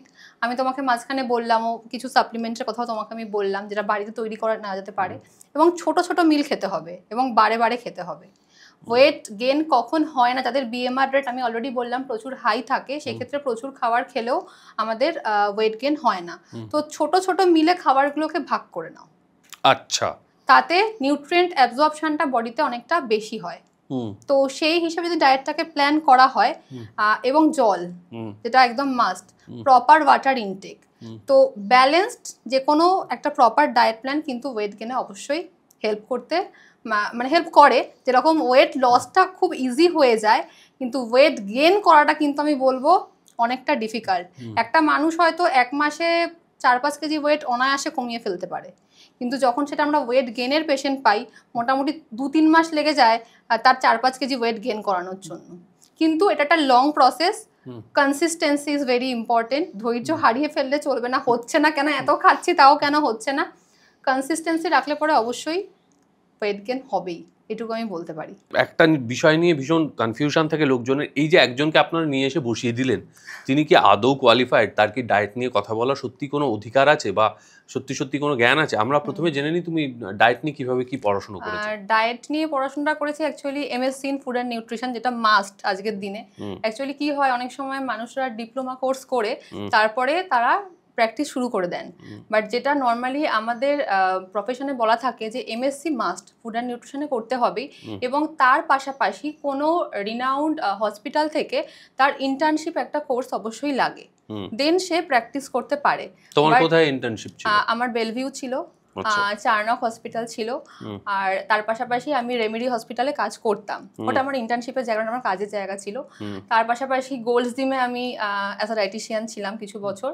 তারপরে আমার নিজের রিয়াজ ডায়েট ওয়ার্ল্ড যেটা বলছো, তো সেইটা রিয়াজ ডায়েট ওয়ার্ল্ড, এটাই তোমার ব্র্যান্ড নেম। এবং এখন তোমার কোথায় কোথায় চেম্বার আছে? আমার চেম্বার মেনলি, আমি থাকি খড়দাতে, খড়দায় আমার মেন চেম্বার।